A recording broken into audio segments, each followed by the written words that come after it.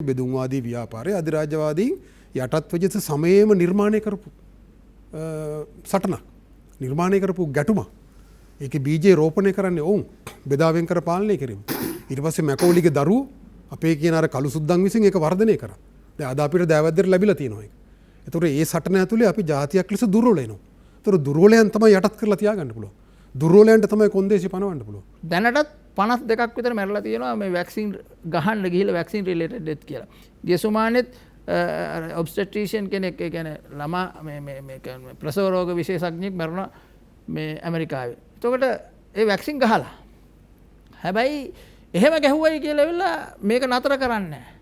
නීතියනුත් අයින් කරලා තියෙනවා. ඒකට වැක්සින් නරක් වෙලා හැර වැක්සින් වලින් ලෙඩ රෝග හැදිලා ඇවිල්ලා මිනිස්සුන්ට ඒකට විරුද්ධව නඩු කියන්න බෑයි කියලා ඇමරිකාවේ. අයිබෝන් අප ඔබට සුබ සන්ධ්‍යාවක් ප්‍රාර්ථනා කරනවා. ඔබ එක්වන්නේ නින්නද සජීවී සංවාදයේ සමගයි. ප්‍රංගිර ශ්‍රී ලංකා රූපවාහිනියේ සති අග දේශපාලන හමුව අපි බොහෝ මාතෘකා දේශපාලන කරලියට ගෙනල්ලා ජනගත කරනවා. ඔන්න ඔබට ඒ සංවාදය ජනතාවට බාර කරනවා. අද වන විට අලුත් අවුරුද්දේ එක මාසයක් නිමා වෙනවා. අද නෙමෙයි තවත් දින කිහිපයක් ඉතිරිව තිබෙනවා. නමුත් අපි නින්නාද වැඩසටහන ආය ඔබ මුණ ගැහෙන්නේ තවත් අලුත් මාසයක. ඒ නිසා ඒ අලුත් මාසය අපිට විශේෂ වන නිසා ඒ අලුත් මාසයට හිමි ප්‍රධාන ප්‍රස්තුත කාරණයක් තියෙනවා. ඒ කාරණය තමයි නිදහස. අපි ටිකක් කල්පනා කළා පූර්ව සූදානම් වෙන වෙලාවේ නිදහස් නිදහස් සැමරුම වෙනුවෙන් බොහෝ පූර්ව සූදානම් කටයුතු කරන වෙලාවේ අපි භෞතිකව උත්සව සංවිධානය වෙනවා. නමුත් දාර්ශනික වශයෙන් නැත්නම් මතවාදීමේ වශයෙන් අපිට නව සටනක් තියෙනවද මේ සැමරුම් යටින් අපිට ජාතිය රට ඔසවා තබන්න නැත්නම් රට ජාතියට මූණ දෙන්න අභියෝග තියෙනවද? අපි වඩා සංවේදී යුත්තේ ජාතියක් වශයෙන් අපි මින් ඉදිරියට මුහුණ දෙන අභියෝග කෙසේද ජයගන්නේ කියන කාරණය. ඒ නිසා මේ බොහෝ සැමරුම් ඇතුලේ තියෙන්නේ තවත් සටනක් කියන කාරණේ අපි දැඩිව විශ්වාස කරනවා. ඒ නිසා අපි අද මාතෘකාව බවට පත් කරගත්තේ නිදහස් සැමරුම අභියස නව නිදහස් සටන කියන කාරණේ. අපි රංගිර ශ්‍රී ලංකා රූපවාහිනියේ නින්නද වැඩසටහන බොහෝ සංවාදවල මූලිකයා බවට පත් වෙනවා. ඒ මාතෘකාව ජනගත කරන්නට අපි ප්‍රමුඛව මැදිහත් වෙලා තියෙනවා අපේ සංවාද ඉතිහාසය ඇතුලේ. ඒ නිසා අපි හිතනවා පෙබරවාරියට තිබෙන කතාබහක් අපි ජනවාරි මාසයේ කෙලවරක ආරම්භ කරනවා මේ විදිහට. නිදහස් සැමරුම අභියස නව නිදහස් සටන මේ තමයි අපේ ජාතියේ හෘද ස්පන්දනය. ජාතිය අනාගතය පිළිබඳව තීරණාත්මක යුගයක අපි ඉන්නේ. දේශපාලනික වශයෙන් රට මුහුණ දීලා තියෙන්නේ බොහොම තීරණාත්මක තැනකට. ගෝලීය දේශපාලනය ඒ වගේම භූදේශපාලනය පරිවාරයේ තියෙන රටවල් වල දේශපාලනික කරුණු ප්‍රබල විදිහට ශ්‍රී ලංකාවට බලපාන වෙලාවක් මේක. ඒ නිසා ඊටාම සිල්ලර වැඩසටහන් ඇතුලේ කාරණා ඇතුලේ ඔබට ගිය බොහොම ගැඹුරු තැනකට අපි අපේ සංවාදයේ මහජන සංවාදයේ තල්ලු කරන්නට වෙනවා. රටේ මාධ්‍යවල සංවාදයේ තව ගැඹුරට තල්ලු කරන්න වෙනවා. ඒ වගකීම් මාධ්‍යයක් හැට අපි දන්න නිසා අපි මේ සංවාදයේ මෙලෙස ආරම්භ කරනවා. අපි ආරාධනා කරා මේ සම්බන්ධව කතා බහ කරන්න දේශිතයිචි ජාතික ව්‍යාපාර ප්‍රධාන ලේකම් වෛද්‍ය වසන්ත බණ්ඩාර මහත්මයා ආයුබෝවන් කියලා පිළිගන්නවා. ඒත් එක්කම අපි ආරාධනා කරා මවුබල් ලංකා පදනමේ අධ්‍යක්ෂ වෛද්‍ය සුමිත් වන්නච්චි මහත්මයා බොහොම ආදරෙන් පිළිගන්නවා. ආයුබෝවන් කියලා. අපි කැමති අපි නිදහස පිළිබඳව බොහෝ දෙනෙක් කතා කරන කාලයක් යුගයක් ඉදිරියට තාම අපි එක මාතෘකාවක් ඇතුලේ ඉන්නේ. සටන් බිමක ඉන්නේ දේශපාලනික වශයෙන්. ඒ සටන් බිමක ඉන්න වෙලාවෙම මේ මාතෘකාව ගැනීම වැදගත්. මොකද මේ නිදහස් සටන ඇතුලේ අපේ සටන් බොහෝමයක් තියෙනවා. ඒක සටනක් තාමත් පවතිනවා. වසන්ත බණ්ඩාර මහත්මයා වෛද්‍ය වසන්ත බණ්ඩාර මහත්මයා අපි කොහොමද මේ මාතෘකාව තේරුම් ගන්න අර්ථ ගන්නවන්නේ අපගේ පූර්විකාව ඇතුලේ පළමු පැහැදිලි කිරීම ඇතුලේ? ඔව් පළමුවෙන්ම ස්තුතිවන්ත වෙනවා ඔබතුමාට මේ නිදහස් සැමරුම අභියස මේ මාතෘකාව ගැනීම සම්බන්ධයෙන්.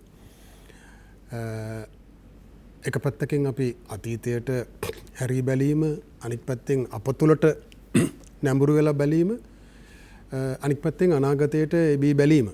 මේ නිදහස කියන මාතෘකාව සම්බන්ධයෙන් ගත්තම ඒ ආකාරයට මේ තුන් ආකාරයෙන්ම මේක දිහා බලන එක වැදගත් වෙනවා. මොකද අපි දැන් නිදහස කියන එක වචනය මාතෘකාවක් බවට පත්වෙන්නේ නිදහස අහිමි කිරීමේ ක්‍රියාවලියක් පවතිනවනම්. ලෝකයේ නිදහස කියන මාතෘකාව නිදහසට අදාළ සටන් පැනනගින්නේ වහල් මූලික වශයෙන් වහල් වෙළඳාමත් සමග.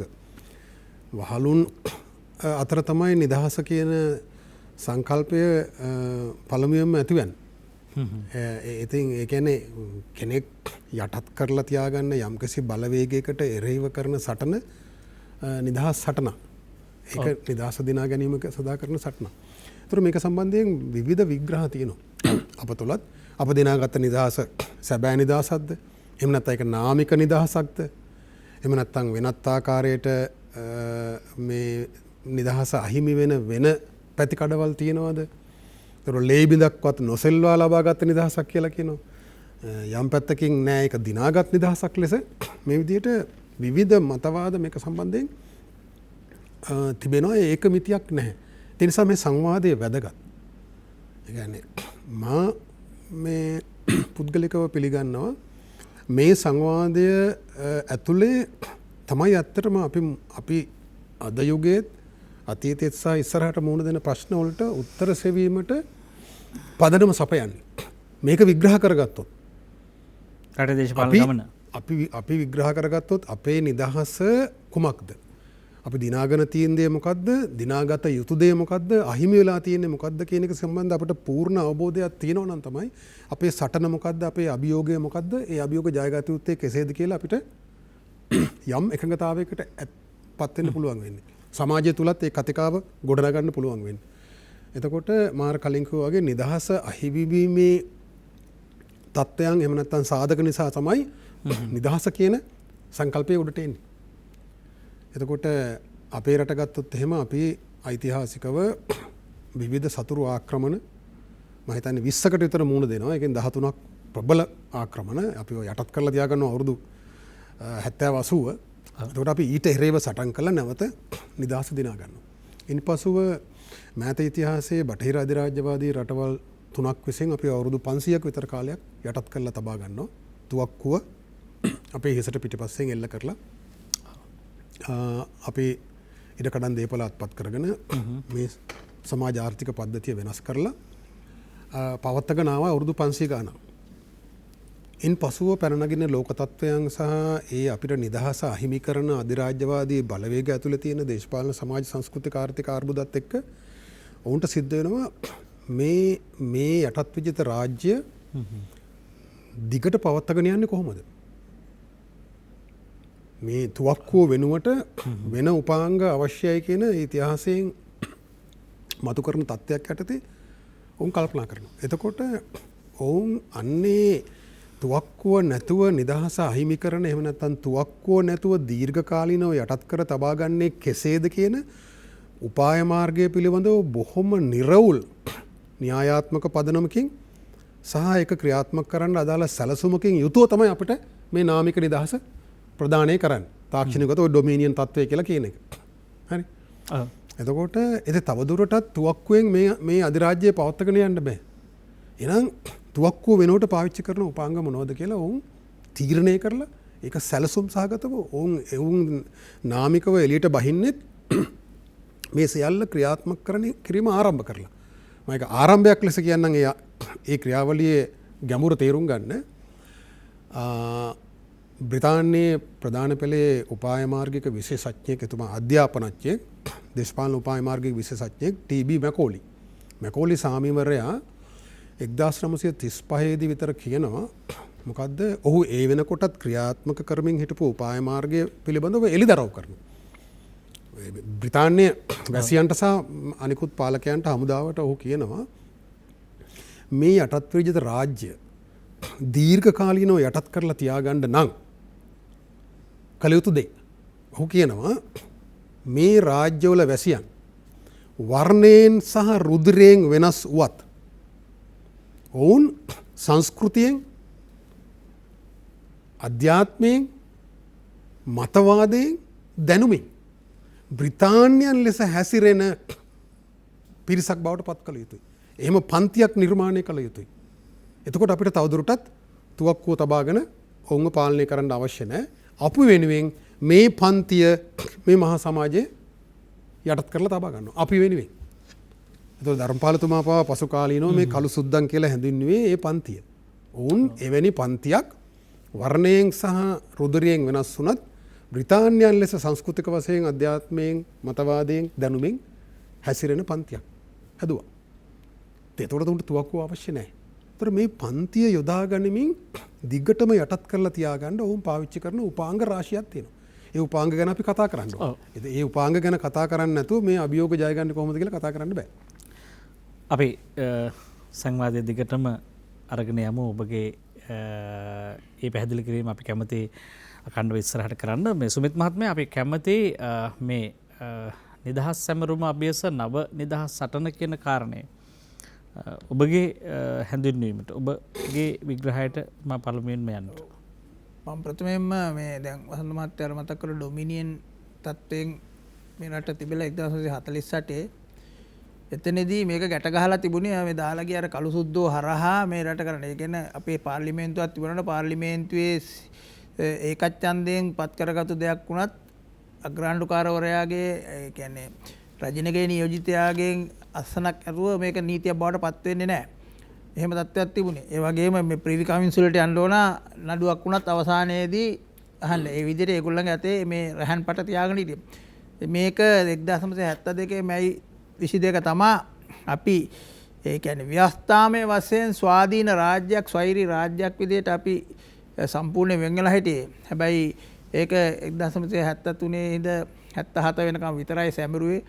ඊට පස්සේ අද ඒක අමතක කරලා තියෙන. ඒක අමතක කරවීමත් මේ මානසික වහල්භාවය තුළ වහල්භාවයේ හිර වී සිටින පාලකයෝ එදා සිට අද දක්වා මේ දේ කෙරුවයි කියන චෝදනාවත් කරන ගමන් තමයි මම මේ ඔබගේ ප්‍රශ්නයට මම ප්‍රවිෂ්ඨ වෙන්නේ. ඒ වගේම මේ කාලය තුළ මේ රට ව්‍යවස්ථාමය වශයෙන් ස්වාධීන රාජ්‍යයක් බවට පත් කරගෙන ස්වෛරී රාජ්‍යයක් බවට කරගෙන යාමේ වැඩපිළිවෙල කරන්න පටන් ගත්තු සිරිමාව බණ්ඩාරනායක මැතිණියටත් මම මේ වෙලාවේ සිහිපත් කරන එතුණියගේ ඍජු තීන්දුව සහ දූරදක්ම සහ එවත් සමග වටේ සිටි අනිත් ඒලා හිටිය දේශපාලනික වශයෙන් නායකයෝටත් කෘතඥතාවය පළ කරමින් මෙන්න මේ අදටත් අපිට මේ නිදහසෙන් ගැලවෙන්න බැරි වෙලා තියෙන්නේ මේ බටහිර අපිව යටත් කරන් හිටිය බ්‍රිතාන්‍යයන් අද දුර්වලලා තියෙද්දි එහෙත් ලෝක ප්‍රාග්ධන හිමිකාරිත්වයේ දැනටත් අයිතිකාරය බවට එන ඇමරිකාව අද ලෝකය නව ලිබරල් වාදය තුලින් යටත් කරගෙන තියෙන්නේ. ඒ යටත් කිරීම සඳහා මෙතුමා කිව්වා වගේ ආයුධ කිසි දෙයක් නෙමෙයි. මේ යටත් කිරීම තුළ රාජ්‍යයන් වශයෙන් අපි රාජ්‍ය ආරක්ෂාව නැති කරලා සීන කරලා මොට කරලා ආර්ථික වශයෙන් තියෙන ශක්තිය නැති කරලා සංස්කෘතික වශයෙන්ම තියෙන බැඳීම් ඒ සියල්ල ලිහිල් කරලා නීතිමය වශයෙන් සහ ජාත්‍යන්තර වශයෙන් තියෙන නීති හරහා සම්බාධක වලින් මිනිස්සු යටත් කරලා ස්වාධීනයි කියන රටක් හිටියට ස්වාධීන වශයෙන් තීන්දුව ගන්න බැරි රටවල් බවට සහ ස්වාධීනව තීන්දුව ගන්න බැරි පුද්ගලයෝ බවට පත් කරලා තියෙනවා. රටක් වශයෙන් ගත්තොත් මේ රටවල් ගැට ගහලා දුර්වල කෙරුවට පස්සේ ස්වාධීනව තීන්දුව ගන්න බැරි තත්ත්වයට පත් වෙලා. අපි දන්නවා අද වෙනකොටත් මේ රටේ උදාහරණයක් ගත්තොත් ළඟම ප්‍රශ්නය මේ නැගෙනහිර ජැටියේ ප්‍රශ්නය. ඒතර අපි ස්වාධීන රටක් නම් ස්වෛරී රටක් නම් අපේ දේවල් පිළිබඳ තීන්දුව తీරන ගැනීමේ අයිතිය තියෙන අපිට. භූමිය අපේ නම් රජය අපේ නම් මේක තීන්දුව ගන්න ඕනේ අපි. හැබැයි අපිට ගන්න බැරි තත්ත්වයක් වෙලා තියෙනවා. අකමැත්තෙන් කරන්න වෙලා තියෙනවා. හරිද? දේශපාලනඥයන්ට තම ජනතාව දුන්නු වරම ජනතාවට දුන්නු පොරොන්දු වලට විරුද්ධව ගිහිල්ලා වෙලා ජාත්‍යන්තර වශයෙන් ප්‍රාග්ධන හිමිකාරීත්වයේ අයිතියගේ අවශ්‍යතාවය සඳහා අපේ සූරාකෑම සඳහා අවස්ථාව උදා කරන්න කැමැත්තෙන් හෝ අකමැත්තෙන්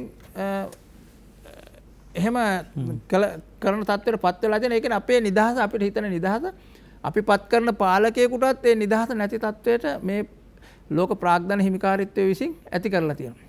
අනිත් පැත්තෙන් පුද්ගල නිදහස ගත්තොත් පුද්ගල නිදහස සම්පූර්ණයෙන්ම මේ තාක්ෂණයත් එක්ක හා මේ ලෝක ප්‍රාග්ධන හිමිකාරීත්වය විසින් අපි කන බොන අඳින පළිදෙන කතා කරන නිදන රමණය වෙන සියලු දේවල්ම පාලනය කරන බලා සිටින ඔවුන්ට අවශ්‍ය විදිහට කනබල අඳින පළඳින හිතන පතන පුද්ගලයෝ බවට පත් වෙලා තියෙනවා අපිට ඕන විදිහට නිදහසේ හිතන තත්වයකට නැතුව.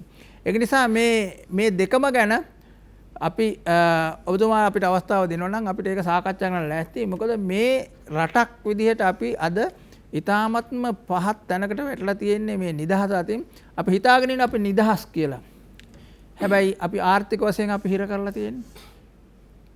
අපි සංස්කෘතිය වශයෙන් අපිට විශාල බාධා දාලා තියෙන්නේ අපිට අපේ නිදහස සංස්කෘතිය හිර කරලා තියෙන්නේ. එතකොට දේශපාලනික වශයෙන් හා ජාත්‍යන්තර වශයෙන් මේ ජියෝපොලිටිකල් අපේ මේ ප්‍රදේශයේ තියෙන භූදේශපාලනය තුලින් අපි හිර කරලා තියෙන්නේ. අපිට ඕනේ තීන්දුව ගන්න පුළුවන් එහෙම නිදහසක් නැහැ. ඉතින් මේ අද දවසේ නිදහස කියලා කියන්නේ 48 නිදහස ගැන කතා කරන එක නෙමෙයි. මෙන්න මේ අපි හිර කරලා තියෙන යදම් මොනවද කියලා දැනගෙන ඒවා කොහොමද වලින් එළියට එන්නේ? ඒවා අධ්‍යයනය කරලා මේවා දැනුවත් වීම එකත් මේ නිදහස සඳහා අරගලයේ අත්‍යවශ්‍ය සාධකයක්. ඒක නිසා මේවා දිරින්දරට කතා කරන්න ඕනයි කියලා මම යෝජනා කරනවා. දැන් මේ කතාව අපි පටන් ගන්නේ ආරම්භ කරන්නේ තව ජාතික ලොකු කුඩා වශයෙන් තියෙන ජාතික කොඩි තාම කඩබක්කේ ඉස්සරහට ඇවිල්ලා නැහැ. හෙට අනිද්දා වෙනකොට ඒක එන්න පටන් ගන්නවා. වාහනවල මේක ලෙල දෙන්න පටන් ගන්නවා. අහස් කුස වෙන උත්සවවල රැස්වීම් වල සම්මන්ත්‍රණ වල කොවිඩ් වසංගතයේ තත්ත්වයේ ඇතුලේ වුණත් අපේ සෞඛ්‍ය උපදෙස් පිළිපැද හෝ නොපැද අවශ්‍ය උත්සව සමරනවා. දැන් ඇත්ත තත්ත්වයේ ඒ කාරණේ. වසන්ත බණ්ඩාර මහත්මයා දැන් ඒක පැත්තකින් තියලා අපි මේ කතා බහ ගේන්නෙම මේ නිදහසට මේ වර්ෂයෙන් පස්සෙවත් අපිට යම් අරුතක් දෙන්න පුළුවන්ද කියන කාරණේ මතු කරගන්න. දැන් මේ නිදහස් සටන කියන එක නිකන් ඓතිහාසිකව පේන එකක් නේ. එතකොට දැන් මේ 48න් පස්සේ නිදහස් සටන කියන කාරණේ වෙන දෙයක්. එතකොට දැන් අපි මේ මාතෘකාව ඇතුළේම වටහා ගන්න උත්සාහ කරමු දිගට යන්න කලින්. එතකොට මේ පරණ නොවන අලුත් නිදහස් සටනක් තිබේද කියලා එකක් අපිට තියෙනවා. එතකොට පරණ නිදහස් සටන සහ අලුත් නිදහස් සටන අතර වෙනස මොකක්ද? ඉතාම හොඳ ප්‍රශ්නයක් ගමගමැතුමා. ඒ කියන්නේ පරණ නිදහස් සටන කියලා ඔබ හඳුන්වන්නේ යටත් විජිත සමයේ. හැදෙලෝ. කියන්නේ ආයුධ සන්නද්ධව භූගෝලීය මේ භූමියේ සිටිමින් යටත් කර තබා ගැනීමට එරෙහිව සටන තමයි යටත් විජිත සමයේ නිදහස් සටන. ඒක හරි පැහැදිලි සටනක්. මූණට මූණ සටනක්. සතුරා බිමේ අපට එරෙහිව තුවක්කු දිගු කරන් ඉන්නවා. අපි ඔහුට එරෙහිව විවිධ සටන් බිම්වල ආයුධ සන්නද්ධව සහ එසේ නැතිව විවිධ ක්‍රමවේදවලට ඒ සටන් ක්‍රම දියත් කළා. එතකොට ඒ නිදහස් සටන යම් ආකාරයකට වෙනස් වෙනවා ගෝලීය අධිරාජ්‍යවාදී ලෝක මට්ටමින් යටත් කරන්නාට මුහුණ දෙන ප්‍රශ්නත් එක්ක යටත් කිරීමේ ක්‍රියාවලිය වෙනස් වෙනවා. ඒ තුළ තමයි අපිට අර කියන නාමික නිදහස දිනා ගන්න පුළුවන් වෙන්නේ. ඒක ලැබුණු දෙයක් නෙවෙයි. ඒකත් ඇත්තටම දිනා ගන්නා දෙයක්. කාලාන්තරයක් තිස්සේ තිබූ අරගල වලින් ජීවිත දසදහස් ගණන් පරිත්‍යාග කළා තමයි මේ යටත් විජිත රාජ්‍යය තවදුරටත් ඒ ආකාරයට පවත්වාගෙන යන්න බැහැයි කියන එක අධිරාජ්‍යවාදීන් තුල තහවුරු කෙරෙන්නේ. ඒ අනුව තමයි ඔවුන්ට ඒ ක්‍රමවේදය වෙනස් කරන්න වෙන්නේ. තුවක්කුව වෙනුවට යටත් විජිත ක්‍රමය වෙනුවට නව යටත් විජිත ක්‍රමයක්. ඒක අපි තාක්ෂණිකව හඳුන්වනවා නව යටත් විජිත කරණය. එහෙම නැත්නම් යලි යටත් විජිත කරණය. නියෝ කොලොනියසම් කියන. ඒතර මේක විවිධ උපාංග දේශපාලනික සංස්කෘතික මානසික ආර්ථික උපාංග හරහා තමයි මේ අලුත් ක්‍රමය පවත්වාගෙන යන්නේ නව යටත් විජිත ක්‍රමය. ඒතර නව යටත් විජිත උපාංග වලට එරෙහි සටන තමයි ඔබ කියන නව නිදහස් සටන. මේක සදාකාලික. ඒ කියන්නේ සතුරා සිටින තාක් කල් අපිව යටත් කරන්නා සිටින තාක් කල් අධිරාජ්‍ය වාදයේ ලෝකයේ පවතින තාක් කල් නිදහස් සටන පවතිනවා. ඒක අනවරත සටන. එතකොට අපි මේ නිදහස් සමරන දිනයක මේක කතා කිරීමත් ඒක මතවාදී සටනේ එක පැතිකඩක්. අපිට සැබෑ නිදහස අපි දිනාගෙන තියෙන්නේ. අපි අපදෙසට හැරී බලනවා. ඒ වගේම සමාජයේ මේ නිදහස අහිමි කරන සාධක පිළිවෙත සංවාදයක් මතු කරනවා. ඒට ඊට එරෙහිව සටනක් අපි දියත් කරනවා. එතකොට මේ නව ලිබරල් මේ නව නිදහස් සටනට අදාළ සටන්බින් ගත්තොත් එහෙම. ඒ කියන්නේ නව යටත් විජිත කරණයට යලි යටත් විජිත කරණයට එරෙහිව අපි කරන සටන්බිම් ගත්තම ප්‍රධාන වශයෙන් සටන්බිම් 5ක් තිබෙනවා. එකක් තමයි මේ මානසික වහල්භාවයට එරෙහි සටන. ඒක අපිට පේන්නේ නැහැ. ඒක අපි තුලට නැඹුරු වෙලා ඒක අපි සමග කරන සටන. ඒ කියන්නේ බටහිර ලෝකයේ පුද්ගල නිදහස දිනා ගැනීමට කරන සටන වගේ සටනක් නෙමෙයි. බටහිර ලෝකයේ අධිරාජ්‍යවාදී රටක ඉන්න අපි පුරවැසියන් ගමු. ඔවුන්ගේ නිදහසත් ඔවුනුත් වතුරු ටැන්කියක ඉන්න මාළු වගේ. ඔවුන් හිතනවා ඒ ටැන්කිය ඇතුලේ ඔවුන්ට නිදහස තියෙනවා කියලා. ලෝකයක් තියෙනවා. ලෝකයක් තියෙනවා. ඒක වෙනම කුඩා ලෝකයක් ඇතුලේ ඔවුන් ජීවත් වෙනවා. එතකොට ඔවුන්ගේ මූලික ප්‍රශ්නේ පුද්ගලික නිදහස. සමලිංගිකයන් කියන අය එහෙම නැත්නම් වෙනත් අයට සමාජ කණ්ඩායම් වලට මේ නිදහස තියෙනවද? සුළු ජාතිකයන්ට අහවල් එක තියෙනවද? එතකොට මේ මාළු ටැංකිය ඇතුලේ ඉන්න මාළුන්ගේ විවිධ ගැටලු ගැන තමයි ඔවුන් කතා කරන්නේ. විශේෂයෙන්ම පුද්ගලික නිදහස මුල් කරගෙන. හැබැයි මේක අපි සමාජයේ කණ්ඩායමක් ලෙස නිදහස ගැන තමයි මේ කියන නිදහස කතාව. ඒක වෙන කතාවක්. ඒතර ඒකෙදි අර කියන මූලික ප්‍රශ්නේ මානසික වහල්භාවය. මානසික වහලෙක්ව තවදුරටත් කායික වහලෙක් බවට පත් කරගෙන දීර්ඝ කාල වශයෙන් තියාගන්න දඟල් අවශ්‍ය වෙන්නේ නැහැ. දඟල් අවශ්‍ය වෙන්නේ යටත් වෙන්න සූදානම් නැති පුද්ගලයාව සමාජයේ යටත් කරලා තියාගන්න. සමාජයේ ස්වච්ඡාවෙන් යටත් වෙනවා නම් සමාජයේ අර කියන මැකෝලි සාමි කියන ආකාරයේ මානසික වහල්භාවයට ගිලිලා ඉන්නවා නම් අපි ඉංග්‍රීසියෙන් ලෙස සිතන ඔවුන් අපේ ස්වාමීන් මේ යටත් වෙලා සිටීම කියන එක තමයි අපේ ජීවිතය කියලා පිළිගන්නවා නම් ඒ මානසික වහල්භාවය ඇතුලේ ඔවුන්ට සතුරාට අවශ්‍ය වෙන්නේ නැහැ තුවක්කුව එල්ල කරන්න හරි දඟල් දාලා තියාගන්න. හරි මා කලිනුත් කිව්වා බටහිර අධිරාජ්‍යවාදීන් වහල් වෙළඳාම සමයේ අප්‍රිකානු රටවලට පැනලා වහලුන් අල්ලගෙන ඒ ගෝත්‍රික පිරිස අල්ලගෙන බෙල්ලට දඟල් දාලා නැව් වලින් අරගෙන යනවා. ඒකත් ලොකු සටනක්. ඒක ඇතුලේ වහල් වෙළඳුත් මරණයටපත් වෙනවා. වහලා වගේම. ඒතකොට මේක පවත්වාගෙන යද්දි මේ දඟල් අවශ්‍යයි. යම් කාලයකට පසුව වහලුන් මානසිකව යටත් වුණාම දඟල් අවශ්‍ය නැහැ. මුල් කාලේ එසේ මානසිකව යටත් කරගන්නත් එක් දඟල අවශ්‍යයි කායිකව යටත් කරලා තියාගන්න. හැබැයි මානසික වහලෙක් බවට පත් කරගත්තාම මේ දඟල අවශ්‍ය නැහැ. දැන් අපිව දැන් දඟල්ල ඕනේ නැහැ. අපි මානසිකව ඒ යටත් භාවයේ පිළි අරන් ඉන්නවනම් අපිව දඟල් දාලා බඳින්න අවශ්‍ය නැහැ. ඒතකොට අපිට සීමිත නිදහසක් දැනෙනවා. ඒක ඇතුළේ තමයි අපි අර පුද්ගල නිදහස මාළු ටැංකියේ ඉන්න මාළුවා වගේ පුද්ගල නිදහස ගැන අපි කතා කරන්නේ. එතකොට අපේ පළවෙනි අභියෝගය ඔබ කියන නව නිදහස් සටනේ පළවෙනි සටන් බිම. ඒක හරිම සංකීර්ණයි. ඒක අපි සමගම කරන සටනක්. මෙන්න මේ මානසික වහල්භාවයෙන් ගැලවීමේ සටන. ඒක පුද්ගලයන් ලෙසත් සමාජයන් ලෙසත්. සමාජයන් ලෙස ගත්තම අපි ඒ උපාංග මොනවද? සමාජයක් පුද්ගලයන් මානසික වහල්භාවය තබා ගන්න සංස්කෘතික අධ්‍යාපනික ඒ උපාංග මොනවද? විශේෂයෙන්ම අධ්‍යාපන ක්‍රමය ඇතුලේ. දැන් අපේ එහෙම් ඒ බඳු එවැනි සටනක් පිළිබඳව අදහසක් තියෙනවද ඇත්තට? මෙහෙම නව නිදහසට එහෙම එකක් මෝරලා තියෙනවද මේ සමාජය ඇතුලේ? නෑ සමාජයේ දැනුම්වත් පිරිස් අතර අපේ සමාජයේත් ලෝකයේත් එහෙම සංවාදයක් තියෙනවා. මොකද මේ අධිරාජ්‍යවාදයේ පවතින තාක්කල් නිදහස් සටන පවතිනවා නම් නිදහස වෙනුවෙන් සටන් කිරීමේ ඌමනාව පවතිනවා නම් එතකොට ඒ සංවාදයත් එක මට්ටම් වලින් ලෝකයේ පුරා තිබෙනවා. ඒක දැන් යම් පිරිස් විශ්වාස කරනවා සමාජවාදී සමාජයක් නැත්නම් මේ සමාජ ක්‍රමය වෙනස් කරාම මේ නිදහස තහවුරු වෙනවා කියලා. ඒක එහෙම වෙන්නෙත් නැහැ. සමාජවාදී සමාජයක් ඇතුළෙත් නිදහස් අරගලයේ තියෙනවා. සමාජවාදී සමාජයකත් අධිරාජ්‍යවාදී බලපෑමෙන් මිදෙන සටනක ඉන්නවා. සටනක ඉන්නවා. කියුබාව ගත්තොත් වියට්නාමය ගත්තොත් චීනය ගත්තත් ඒ අධිරාජ්‍ය විරෝධී අරගලය. එහෙම නැත්නම් ඔය කියන නව නිදහස් සටන. එහෙම නැත්නම් යලි යටත් විජිත කරන උපාංග වලට එරෙහි සටන. ඒක සදාතනික සටනක්. අධිරාජ්‍යවාදය පවතින තාක්කල් යටත් කරන්න සිටින තාක්කල් ඔහු යටත් කර තබා ගැනීමේ හැකියාව ඔහුට තිබෙන තාක්කල් නිදහස පිළිබඳව සංවාදය පවතිනවා. ඒතර මෙන්න මේ උපාංග ගැන දල වශයෙන් අපි අර මූලික මානසික වහල්භාවය කියන මූලික උපාංගයට අමතරව තව උපාංග රාශියක් තියෙනවා. දල වශයෙන් ගැන අපි විස්තර කතා කරමු. අපි දැන් මේක ටිකක් විවාදයට තුරු දෙන කාරණයක්. දැන් අපි පැත්තකින් හිටියොත් අපි මේ ධනවාදී ආර්ථික ක්‍රමයේ ආර්ථික ප්‍රවාහය මේ නව ලිබරල් ආර්ථිකය වගේ කාරණා සතුරන් හැටියට දකින්නවද කියන ප්‍රශ්නයකුත් තියෙනවනේ අපිට. ඒ කියන්නේ දැන් අපිට සටන් කරන්න සතුරෙක් ඉන්නවද? අවියක් දරාගෙන කෙනෙක් හිටියොත් අපිට දැනෙනවා අපිට තියෙන බයට හෝ අපි තවත් අවියකින් උත්තර දෙන්න බලනවා. හැබැයි මේ අපි නිරායුධ සටනක් අපිට තියෙනවද? ආයුධ සන්නද්ධ වුණු කණ්ඩායමක්ද මේ ඉන්නේ නැහැ. මේ නිසා මේක ටිකක් ගැඹුරට යනකොට මොන වගේ ස්වරූපයක් ගන්නේද කියලා අපි බලමු සංවාදයේ.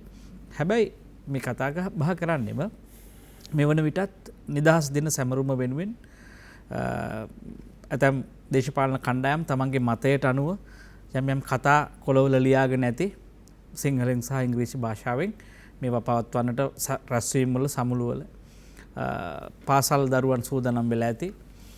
මේ වගේ යනාදි වශයෙන් හැමෝම සූදානම් වෙන වෙලාවක් මේක. හැබැයි ඊට මත්තෙන් අපි මේ මූලික පදනම නැත්නම් මේ නිදහස කියන එකේ ඒ සංවාදයේ පාදම කිසියම් ආකාරයකට ගුණාත්මක තත්ත්වයට ගෙන එන්න පුළුවන් නම් ඒක අපි ලබන සාර්ථකත්වයක්. අපි ගිහිල්ලා නම් කෙටි විරාමයකට රැඳෙන්න. මොකද්ද මේ නව නිදහස් සටන කියන එක කතා බහ කරන්න. අපි ගිහිල්ලා යන විරාමයට. බනවතත් නින්නාද සජීවී සංවාදයේ සමගයි මේක වන්නේ. නිදහස් සැමරුම අභියස නව නිදහස් සටන. දැන් මේ කාරණේ ඔබට කියනකොට දැන් අපිට ඓතිහාසිකව මවපු රූපරාමු පෙළක් තියෙනවා. ඇතැම් ස්ථානවල විරුවන්ගේ ප්‍රතිමා තියෙනවා අපිට. වෙනත් චිත්‍ර තියෙන බිදිසිතුවම් තියෙනවා ඇතැම් තැන්වල.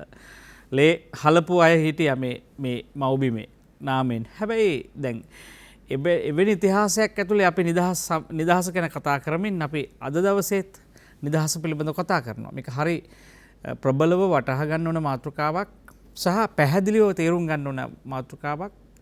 අනිත් පැත්තෙන් ගත්තාම නිදහස පිළිබඳව මේ නිදහස කියවූ පවණින් ඔබට එන සංඥාව පවා වෙනස් කරන්නට මේක පදේ තේරුම අර්ථය පවා වෙනස් කරන්නට මේ ප්‍රවාහය මේ සංස්කෘතික ආර්ථික දේශපාලන ප්‍රවාහය මැදිහත් වෙලා තියෙනවා කියලා අපිට හැඟෙනවා. 066 22 83 68 69 අපි ඔබට විවෘත කරන ගමන් වෛද්‍ය සුමිත් වන්නේච්ච මහත්මයා ළඟට යනවා. බැලුව බැලමට සුමිත් මහත්මයා දැන් අපිට මේ සමාජයේ දුරරූපයක් කරන් බැලුවොත් අපි ඒක ඇතුලේ අපිට ටිකක් වෙනදට වඩා පුළුල් ඉඩකඩක් තියෙනවා මේ සමාජයේ වින්දනය කරන්න භුක්ති විඳින්න. ඒකට කට්ටිය හිතනවා දැන් අපි නිදහස් කියලා.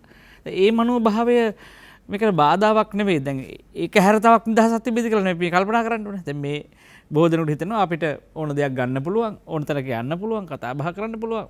මේක හරි තව මේ පුළුල් වෙමින් තිබෙනවා මේ ලෝක වෙළඳපොළ ගෝලීකරණය ඇතුලේ අපි ලං වෙමින් ඉන්නවා. මේක හරි ලස්සනයි මේක ආශ්චර්යයක් මේ ආශ්චර්යය ඇතුලේ කවුද මේ මෙච්චර මිතුරු වෙසින් එන මේ අයට අපි කොහොමද සතුරු වෙන්නේ? ඇත්ත කාරණේ. වෙළඳපොළ තුල වෙළඳපොළේ අවශ්‍යතාවය අනුකූල වෙළඳපොළ විසින් බලාපොරොත්තු වෙන පාරිභෝගිකයෙක් වශයෙන් පූර්ණ නිදහස තියෙනවා මේ වෙළඳපොළ තුල හැසිරෙන්න. නිදහස් තේරීමක් තියෙනවා. හැබැයි ඒ නිදහස ඔහු විසින් හදාගත්තු ඥානනීය කරගත් දෙයක් නෙමෙයි. ඔහුට ආරෝපණය කරන ලද නිදහසක්. ඔහු අපි හිතමුකෝ භාණ්ඩයක් මිලදී ගන්නවයි කියලා. ඒතර අද භාණ්ඩයක් මිලදී ගත්තාම අද වෙලා තියෙන අද උදාහරණයක් කළාද අද අපි අන්තර්ජාලයෙන් යමක් අපි ඇනවුම් කරනවා. ඇනවුම් කරපුවොත් අපි හිතුව මම වීදුරු ඇනවුම් කරවයි කියලා. ඒතර මම අද වීදුරු ඇනවුම් කරුවොත් දන්නවා මම මේ වීදුරු හොයනවා කියලා. මට ලෝකේ තියෙන ඔක්කොම වීදුරු වල තියෙනවා විකුණුන් ටික හොඳ වුන් නරකුන් ටික මං ගාවට එනවා. හරිද? ඒතර කෑමක් හොයපු කෙනෙක් කියන එහුට කෑම එනවා. එතකොට පළවෙනියෙන්ම ඇඩ්වර්ටයිස්මන්ට් වලින් මොකක් හරි දැකලා වෙලා හොයලා වෙලා එක ගත්තා පස්සේ දිගින් දිගට වෙන්නේ තීන්දුව කරන්න වෙන්නේ මේක ගණින් කියලා වෙලා. හරිද? එතකොට ඒක පැත්තකින් අද වෙනකොට. එතන රූපවාහිනිය වලින් වෙළඳ දැන්විලි වලින් ගත්තොත් Tamanට හොඳයි කියලා අපි ඉස්සෙල්ලා මෙතන කතා කරමු වෙළඳ දැන්විලින් කරන්නේ තමන් සුව කැමැත්තෙන් ගන්නවයි කියලා තව කෙනෙක්ගේ කැමැත්ත මත තීන්දුව කරපු දෙයක් මිලදී ගැනීම. දැන් අපි මෙතනම කතා කරනවා නම් කිරිපිටි ගැන කතා කරනවා නම් එතකොට මෙච්චර හලහල විස අර එහෙම තියනවා කියලා කොච්චර කිව්වත් අර ඇඩ්වර්ටයිස්මන්ට් එකෙන් දෙනවා මනසට නෑ මේක තමයි ගන්න ඕනේ කියලා. මේක තමයි ගන්න ඕනේද මේක තමයි අඳින්න ඕනේ. එතකොට ෆැෂන් එක තීන්දුව කරනවා වෙළඳපොළ විසින්. එතකොට අපි කියන ට්‍රෙන්ඩ් එක මිනිස්සු අර ඒක මේනියාවක් එහෙම නැත්නම් අර ෆීවර් එකක් බවට පත් කරනවා කියලා කියන්නේ. ඒතර ඒ හැම දෙයක්ම හදන්නේ එක කාලයකට ඒ වෙළඳපොළ විසින්. ඉතින් සුමිත් මහත්තයා දැන් කෙනෙකුට කැමති විදිහට කාලා බීලා ඇඳලා ඉන්න පුළුවන් නම් මොකෝ? ඒකනේ. නෑ ඒ කැමැත්ත හදන්නේ වෙළඳපොළ අවශ්‍යතාවය මත කියලා මම මේ කියන්නේ. ඒක නව ලිබරල් වාදයේ තුල සුව කැමැත්තෙන් තව කෙනෙක්ගේ කැමැත්ත තමන්ගේ කරගන්නවා. අනුන්ගේ දරුවෝ තමන්ගේ වගේ කියලා වඩන් යන කාලේ නෙමෙයි. ඉතින් ඒ විදිහට මේ තමයි වෙන්නේ. ඒතර එහෙම පෞද්ගලික නිදහස කියලා ගත්තොත් දැන් එක එක කාලෙට විලාසිතාව වෙනස් වෙනවා. ඒතර වෙළඳපොළට යනවා. ඒතර වෙළඳපොලේ භාණ්ඩයක් එනවා සමහර අනවශ්‍ය දෙයක්. අපි උදාහරණයක් කියලා ගත්තොත් අප අපේ සාමාන්‍ය එදිනෙදා ජීවිතය දැන්ට අවුරුදු 25කට ඉස්සෙල්ලා ගත්තොත් අපේ මාසේ අන්තිමට බිල් වල මොනවටද යන්නේ? අපි කියමු ඒතරත් ගෑස් තුන ගෑස් වලට යනවා, එහෙම නැත්නම් දර වලට යනවා, කෑම වලට යනවා, ඇඳුම් පිදුම් වලට යනවා, ගෙවල් දොරවල් වල රෙන්ට් එක මොන හරි එහෙම දෙයක් යනවා. එතකොට විදුලි බිලක හෝ ටෙලිෆෝන් බිලක් කියන එක ඉතින් හුඟා එහා තිබිච්ච දෙයක්. හැබැයි අද කෑමට යන වියදමට වැඩිය සමහර අයට මේ සෙල්ෆෝන් එකට යනවා. ඒතර මේ සෙල්ෆෝන් එකේ අපි මොනවද කරන්නේ? කතා කරන දේ විතරද? අපිට සෙල්ෆෝන් එකේ එවන්නේ මොනවද? ඒතර මූණු පොත එහෙම නැත්නම් වෙනත් ඒ සොෆ්ට්වෙයාර්ස් වලින් මොනවද අපිට ගන්න? ඒතර මේවා බලන්න කියලා අද ඩේටා කියන එක මොකද කරන්නේ? ඒතර දැන් අර්බුදයක් මැති වුණාට පස්සේ අර්බුදය තුල අර්බුදයත් වෙළඳ පොලක් නේ. දැන් කොවිඩ් වසංගතය තුල අධ්‍යාපනයේ අර්බුදයක්. අර්බුදයට උත්තරය ආයේ වෙළඳ පොලක්. ඉතින් දැන් මේක මේ තව කෙනෙකුට කියන්න පුළුවන් මේක කිසිම මේ අගක් මුලක් නැති කතාවක් කියන කාරණේ. වසන්ත බණ්ඩාර මහත්මයා ළඟට ගිහිල්ලා එන්න. දැන් මේ ජීවිතේ බොහෝ දේවල් වින්දනය කිරීමට මිනිස්සු නවීකරණය වෙනවානේ. වේගයෙන් සමාජ නවීකරණය වෙනවා. සමාජ නවීකරණය වෙනකොට මිනිස්සුන්ට තොරතුරු වලට ළඟා වීමේ හැකියාව වැඩි වෙනවා. ඒක දැන් තොරතුරු වලට ළඟා වීමේ හැකියාව නැත්තම් අපිව ඇති කරගන්න කටයුතු කරනවා. අපි ඒවට පෙළපාලිය යනවා. අපිට මේක ලබා දෙන්න කියලා. ඒකෝ දැන් මේ අනාදි වශයෙන් සමාජ නවීකරණයත් එක්ක ගමන් කරන මිනිස්සුනේ මේක සංවර්ධනය කියලා අර්ථ ගන්නලා තියෙනවා. ඒක දැන් මේ සංවර්ධනය පිළිබඳ සංකල්පයත් ඒකට ගැටලුවක් කියලාද කියන්නේ? පැහැදිලිව මේ දීර්ඝකාලීනව ලෝකයේ අපවැනි රටවල් යටත් කරලා තබා ගන්න අධිරාජ්‍යවාදීන් පාවිච්චි කරන උපාය උපක්‍රම හරිම සංකීර්ණයි. ඒ අර මැකෝලිලා කියපු ඒ මැකෝලිලාගේ දරුවෝ තමයි අද ඉන්නේ. අපේ රටෙත් අති බහුතරයක් මැකෝලිගේ දරුවෝ තමයි ඉන්නේ. ඒ සුවක් කැමැත්තෙන් මානසික වහල්භාවය තමා වහලෙක් මානසික වහලෙක් බව නොදැන ඒ තුළ වහල්භාවයට පත්වෙච්ච පන්තියක් ඉන්න ඔවුන් විසින් අනිත් අය මත ඒක පටවනු.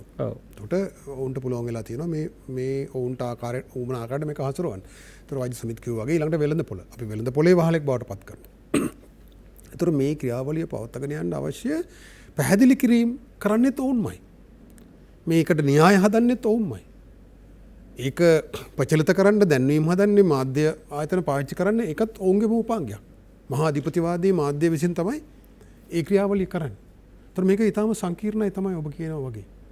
දැන් මාළු ටැංකියක මම ඉස්සලා කියපු උදාහරණ ගත්තොත් මාළු ටැංකියට ඔක්සිජන් බටයකින් දානවා. ස්වභාවික එන එක මදිනවා. ඒතර මාළුවාට පොඩි සහනයක් පහසුවක් දැනෙනවා. හැබැයි ඒක දෙන්නේ පිටින්. ඒක විදුලි බලය නැතුනොත් ඒක නැති වෙලා යනවා. එතකොට ඒක සරසන්න ඕන නම් බල්බ් වැල් පවා දාලා තියෙනවා. වතුර මාරු කරනවා. යටට වැලි දාලා ඒක මේ සැබෑ ජලාශයක් වගේ පේන්න හදලා තියෙනවා. තව ඕන්න අර මොකද මාළුවෙක් ඉන්නේ අර මොකද්ද ටැංකි සුද්ධ කරන මොකද්ද? එහෙම එක්කුත් දානවා. එතකොට ඌ මේක සුද්ධ කරලා ලස්සනට වීදුරුවෙන් පේනවා. ඒතර අපි ඒක ඇතුලේ සතුටින් ඉන්නවා. ඒතර මේ නිදහස කියන සංකල්පය කියන එකත් අදාළ වෙන්නේ නැහැ. ඒ කියන්නේ තවදුරටත් කතා කරන්න අවශ්‍ය නැහැ. අපි නිදහසේ ඉන්නවා මේක ඇතුලේ. එතකොට ඒක ඇතුළට පූසෙක් හරි මොකෙක් හරි වෙලා අත දාන්න ගියොත් තමයි ඌට දැනෙන්නේ එහෙම ප්‍රශ්නයක් තියෙනවා කියලා. එහෙම වෙන්නේ නැත්නම් ප්‍රශ්නයක් නැහැ. ඒකට ආවරණයක තුඩින් දාලා තියෙනවනේ ප්‍රශ්නේ නැහැ. මම පොඩි සරල උදාහරණයක් ගත්තේ අපිට සමාජයක් ලෙස අපි හිතන විදිහ ගැන. එතකොට ඒ නිසා තමයි මේ සංවාදය අවශ්‍ය වෙන්නේ. මා කිව්වේ එක පැත්තකින් අපතුලට නැඹුරු වෙලා හැරී බැලීමේ අවශ්‍යතාවය. ඊළඟට අපි මේ එදිනෙදා කරමින් ඉන්නේ දේ අපිට කුමක්ද වෙලා තියෙන්නේ? න්‍යායිකව දේශපාලනිකව කල්පනා කළොත් ලෝකයේ දිහා බලනකොට අපි හිතනවා මේ අපි ඉංග්‍රීසි විප්ලවයේ වගේ කාලයෙන් පස්සේ ලෝක ඉතිහාසයේ අපි ටිකක් බොහොම මේ අපි කියන උත්කෘෂ්ඨ විප්ලවය කියලා.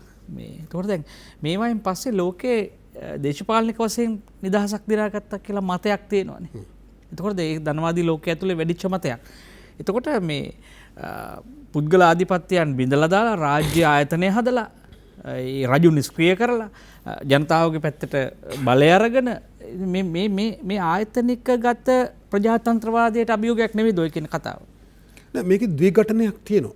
ඒ කියන්නේ නිදහස අහිමි කිරීමේ ක්‍රියාවලිය ඊට අදාළ සටන ඊළඟ නිදහස දිනා ගැනීමේ සටන ඊට අදාළ ක්‍රියාවලිය මේ දෙක සදාකාලිකව පවතින දෙයක්.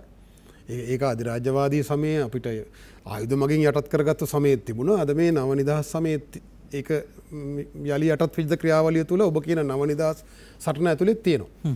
ඉතින් ඒක ගැඹුරු පිළිබඳව අපට අවබෝධයක් නැතිකම සහ ඒ ගැඹුර යටපත් කරලා අපිව උඹලා තවදුරටත් වහලුන් නෙවෙයි උඹලගේ නිදහස් අහිමි වෙලා නැහැ. උඹලා නිදහස් මිනිස්සු නිදහස් රාජ්‍යයක් කියලා මතය හදලා අපිව තියාගන්න පුළුවන් වෙලා තියෙනවා. ඉතින් ඒකත් අනවරත ක්‍රියාවලියක්. අධ්‍යාපනය හරහා ජනමාධ්‍ය හරහා මෙතුමා කිව්වා වගේ වෙළඳපොළ හරහා ඉතින් අපිට ඕන දේවල් මිලදී ගන්න පුළුවන්. අපිට ওই කියන සිවිල් සහ මේ දේශපාලන අයිතිවාසිකම් කියන එකත් අධිරාජ්‍යවාදීන් විසින්ම ජාත්‍යන්තර ප්‍රඥාප්ති හදලා අපිට හදලා අපි ආව නීති හදලා අපේ රට ඇතුළේ ඒක තියෙනවා. ඉතින් එතකොට ඔවුන් අර කියන සැබෑ නිදහස කියන ඒක දිනා ගැනීම කියන සටන ඇති වෙන්නේ නැහැ. ඒක හරිම සංකීර්ණ තත්ත්වයක්. ඉතින් ඒ නිසායි මම කිව්වේ සංවාදය අපිව ඔවුන්ට මොකටද අපිව යටත් කරලා තියාගන්න අවශ්‍ය වෙන්නේ? මේ අපේ ආර්ථික කොල්ලේ සඳහා. උන්ගේ ප්‍රාග්ධනය එකතු කර ගැනීම සඳහා. එතකොට එදා වහල් ශ්‍රමය සූරා කාලා ඊට පසුව කාර්මික විප්ලව අවධියේදී අතිරික්ත ශ්‍රමය නිදහස් කම්කරුවාගේ මේ අතිරික්ත ශ්‍රමය අර කියන ඊනියා නිදහස දිනාගත්ත කම්කරුවාගේ අතිරික්ත ශ්‍රමය සූරා කාලා එකතු කරගත්ත ප්‍රාග්ධනයට බලහත්කාරයෙන් කොල්ල කෑම. එතකොට මේ කොල්ල කෑමට නම් තවදුරටත් තුවක්කෝ නැතුව තවදුරටත් කොල්ල කෑම කරන්න නම් විවිධ උපාංග රාශියක් ඕන දියුණු උපාංග. එකක් තමයි මේ වෙළඳපොළ ක්‍රියාවලිය හරහා සතුටු කරලා යටත් කරලා තියාගන්නවා. සතුටින් ඉන්නවා යටත් කියලා දැනෙන්නේ නැහැ. අර මා කියපු පූර්ව කොන්දේසියේ මානසික වහල්භාවය කියන එකට අවශ්‍යයි. ඊළඟට වෙනත් උපාංග අපිව දුර්වල කරලා තියාගන්න. අපේ සමාජය ඇතුලේ ගැටුම් ඇති කරන්න. දැන් උදාහරණයක් විදිහට මේ බෙදුම්වාදී ව්‍යාපාරය අධිරාජ්‍යවාදීන් යටත් වෙච්ච සමයේම නිර්මාණය කරපු සටනක්. නිර්මාණය කරපු ගැටුමක්. ඒකේ බීජේ රෝපණය කරන්නේ ඔවුන් බෙදාවෙන් කර පාලනය කිරීම. ඊට පස්සේ මැකෝලිගේ දරුවෝ අපේ කියන අර කළු සුද්දන් විසින් ඒක වර්ධනය කරා. දැන් අද අපිට දෑවැද්දට ලැබිලා තියෙනවා ඒක. ඒතකොට ඒ සටන ඇතුලේ අපි ජාතියක් ලෙස දුර්වල වෙනවා. ඒතකොට දුර්වලයන් තමයි යටත් කරලා තියාගන්න පුළුවන්. දුර්වලයන්ට තමයි කොන්දේසි පනවන්න පුළුවන්. දැන් මෑත කාලීනව ඉස්ලාම් අන්තවාදී IS සංවිධානයේ පාවිච්චි කරන උපාංගයක් ලෙස රටවල් වල ගැටුම් ඇති කරලා මැදිහත් වෙන්න ඔවුන් යටත් කරලා තියාගන්න. ඒකදී ඔවුන් පාවිච්චි කරනවා විශාල බලවත් උපාංගයක්. ඒකට කියන්නේ ආපදා අධිරාජ්‍යවාදී. ඒ කියන්නේ යම් ජාතියක් ආපදාවට ලක් කරනවා හිතාමතා. එහෙම නැත්නම් ස්වභාවික ආපදාවක්. සුනාමිය වගේ ගත්තොත් ස්වභාවික ආපදාවක්. ඒක මුල් කරගෙන ඇතුළට මැදිහත් වෙන උදව් කිරීමේ නාමයෙන්. ඒතර ඒක ඇතුලේ ඔවුන්ට අවශ්‍ය යම් දේවල් නීති සංශෝධනය කරනක වෙන්න පුළුවන්. ගිවිසුම් අසංකරණක වෙන්න පුළුවන්. විවිධ ආකාරයට දිගටම පරාදීන භාවයේ තියාගන්න එක. ඔවුන් නැතුව අපිට බෑ කියන මනෝභාවය හදන එක පවා ඒක ඇතුලේ තියෙනවා. ඒකත් මානසික යුදෝපක්‍රමයක්. එහෙම නැත්නම් ආපදාවක් හදනවා. දැන් IS තස්ස ප්‍රහාරය අපේ ගන්න පාසුක ප්‍රහාරය. අපි ජාතියක් ලෙස යම් අසරණ භාවයකටපත් වුණා. අපේ විදේශ අමාත්‍යවරයා ඇමරිකාවට ගියාම කියනවා දැන් උඹලා ප්‍රශ්නක ඉන්නවා. ඒ නිසා අපිත් සමග එකතු වෙලා මේකට මුහුණ දෙන්න. අන්න උන් අවස්ථාව නිර්මාණය කරන ආපදාව හරහා. ඊළඟට දීර්ඝ කාලීනව ආර්ථික වශයෙන් වහල්භාවය තබා ගැනීමත් ඉතා ප්‍රමුඛතම උපාංගයක්. ඒ කියන්නේ අපිට අපේ ආහාර ටික සකස් කරගන්න බෑ. ආහාර සුරක්ෂිතතාවය අනතුරට වැටලා. හැමදාම ආනයනය කරන දේවල් කකා ඉන්න පුරුදු වෙච්ච જાතියක්. නැව එනකම් බලන් ඉන්න ඕනේ. නැව එනකම් බලන් ඉන්න જાතියක් නිවට જાතියක්. එතකොට ඔවුන්ව පාම් පිටි නැව පෙන්නලා ඔවුන් යටත් කරලා තියාගන්න පුළුවන් වෙන මොකුත් ආයුධ මොකුත් අවශ්‍ය වෙන්නේ නැහැ. එතකොට ඊළඟට අපේ ස්වාධීන ආර්ථිකයක් ගොඩනගැනීම අපේ කුඩා මධ්‍යම පරිමාණ කර්මාන්ත පද්ධතිය නගා සිටව ගැනීම ආනයන වලට විකල්ප නිෂ්පාදනය කරලා අපි වෙළඳපොළ තුල අපේ ආධිපත්‍යය තහවුරු කර ගැනීම. එතකොට ඒවා බිඳවට්ටනවා. ඒවා බිඳවට්ටන්න විවිධ ක්‍රමවේද යොදා ගන්නවා. නීතිය වෙනස් කිරීම යොදා ගන්නවා. වෙනත් මූල්‍ය ආධාර කියලා දෙන වාණිජ ව්‍යාපෘති හරහා ඒ නීති පද්ධතිය වෙනස් කරනවා. වෙළඳපොලේ ව්‍යුහය වෙනස් කරනවා. වෙළඳපොළතර මිල විකෘති ඇති කරනවා. බදු සහන දෙනවා. පාම් පිටි වලට බදු සහනයක් දුන්නම මිල විකෘතියක් එනවා. එතකොට වෙළඳපොළ වුන්ට අත්පත් කරගන්න පුළුවන්. ඔව්. අපි මේවා මොන මුහුණුවරින් එනවද කියලා අපි දන්නේ නැහැ. අපි දන්නේ එන්නත් වලටත් එහෙම අදහසක් තේනවද කියලා. අපි 066යි 2283යි 668 සේනාව විවෘතයි. අපි යන්නේ ජයරත්න මහත්මයා දදිකමින් ඉන්න අයවඩුවට. සුබ රාත්‍රියක් කියලා ප්‍රාර්ථනා කරනවා. ඔව් සුබ සන්ධ්‍යාවක්. පැහැදිලිවම අපි දැන් නිදහස කියන එක අනාගත දරුවන්ට මොකද්ද කියන එක තමයි ප්‍රශ්නයක් වෙලා තියෙන්නේ. මන්ද රට දැන් ඉන්දියාව, ඇමරිකාව, චීනය ඇතර කොලනියක් කළා බවට පත් වෙලා තියෙන බව අපට තේරෙනවා. දැන් ඔය වරාය ගුවන්තොටුපොළ මේ රජයේ තියෙන ඉඩම් ඔක්කොම විදේශීය රටවලට දීම ඒකෙන් අපිට තේරෙන්නේ මොකද්ද නිදහසක්ද? නැව් ටික ආවේ නැත්නම් අපිට මොනවද වෙන්නේ? ඒ වගේම දැන් මේ කොවිඩ් එකක් ඇවිදලා ඉවරලා අපිට මේ බේටක් හදාගන්න බැරි වුණොත් කොත්තමල්ලි ටිකක් සෝගුත් ටිකක් දාලා බේටක් හදාගන්න උන් රටක අයිකෝවෙන්ද එතකොට අනාගතයේදී දැන්ට තියෙන මේ අලුත් නවීන පන්ති වලින් මේ දරුවන්ගේ මොලේ තියෙන යන්ත්‍රයකට බාර දීලා කිසිම දෙයක් හිතීමේ බලයක් නැහැ. දැන් අනාගත කියන්නේ මේ නායකයෝ ඉස්සර නායකයෝ දන්නවා මෝල් ගහ කිව්වොත් මොකක්ද කියලා. දැන් ඉන්න නායකයෝ මෝල් ගහේ මල් පිපෙනවද දළු දානවද ගෙඩි තියනවද කියලා තත්ත්වෙ ඉන්නේ. ඒකයි මට කියන්න තියෙන්නේ වෙන තවත් කියන්න තියෙනවා අපි සාකච්ඡාවක් තියෙනවා නම් දවස් 3ක් කියන්න දේවල් තියෙනවා රටට වෙලා තියෙන මේ රෝගේ. එතකොට කාන්තාව ඔක්කොම පිටරට පටවනවා අපේ වාලු නිදියට. ඒ කාලේ මෙහාට ආවේ වාලු. දැන් අපේ අය රටින් වාලු පිටරට පානවා. සල්ලි උපයන මාර්ග වෙන්නේ මෙහාන් නෙවුවා. ඒකේ ඉඳලා ඔබ සමට තෙරුවන් සරණයි මම දිනවා. බබ සුතේ තෙරුවන් සරණයි ඔබට 066 22 83 68 89 ඔබට දැනෙනවද අපේ ලෝකයේ කුඩා කරලා තියෙනවද කවුරුන් හෝ විසින් අපේ සියලු දේවල් සංරචනය කරන්නේ කවුද වෙළඳපොළ ඇත්තටම මේ කියන කාරණේ කරනවද එතකොට වෙළඳපොළට අපි මැදිහත් වෙන්නේ කොහොමද අපිට බැයිද මේ වෙළඳපොළට මැදිහත් වෙන්න මේ නිෂ්පාදන පරිභෝජන මාදිලිය ඇතුලේ අපි හැසිරෙන්නේ නැද්ද ඒ නිසා ඔබට හිතන දෙයක් තියෙනවා මේ වෙලාවේ ඒ තමයි ඇත්තටම ඔබ නිදහසක් කියලා දෙයක් භුක්ති විඳිනවද හැමෝම කියන්නේ මට නිදහසක් නැහැ කියලා කවුද මේ කහුරලා තියෙන්නේ ඒකත් ප්‍රශ්නයක් අපේ ඔබේ ගැටලුව යොමු කරන්න 066 22 83 69 අපි දැන් මේක ටිකක් වඩා නැවත නැවත කතා බහ කළ යුතු කාරණයක්. දැන් ලෝක ජනයා කිසියම් දිශාවකට හරවලා තියෙනවා. කිසියම් අනාගත දර්ශනයක් වුන්ට දීලා තියෙනවා. බොහොම සන්තෝෂයෙන් ජීවත් වෙන්න. මිනිහෙක් හැටියට කතා කිරීමේ නිදහස තියෙනවා අපිට. අපිට ඕනම ආගමක් ඇදහිීමේ නිදහස තියෙනවා. ඕන භාෂාවක් කතා කරන්න පුළුවන්.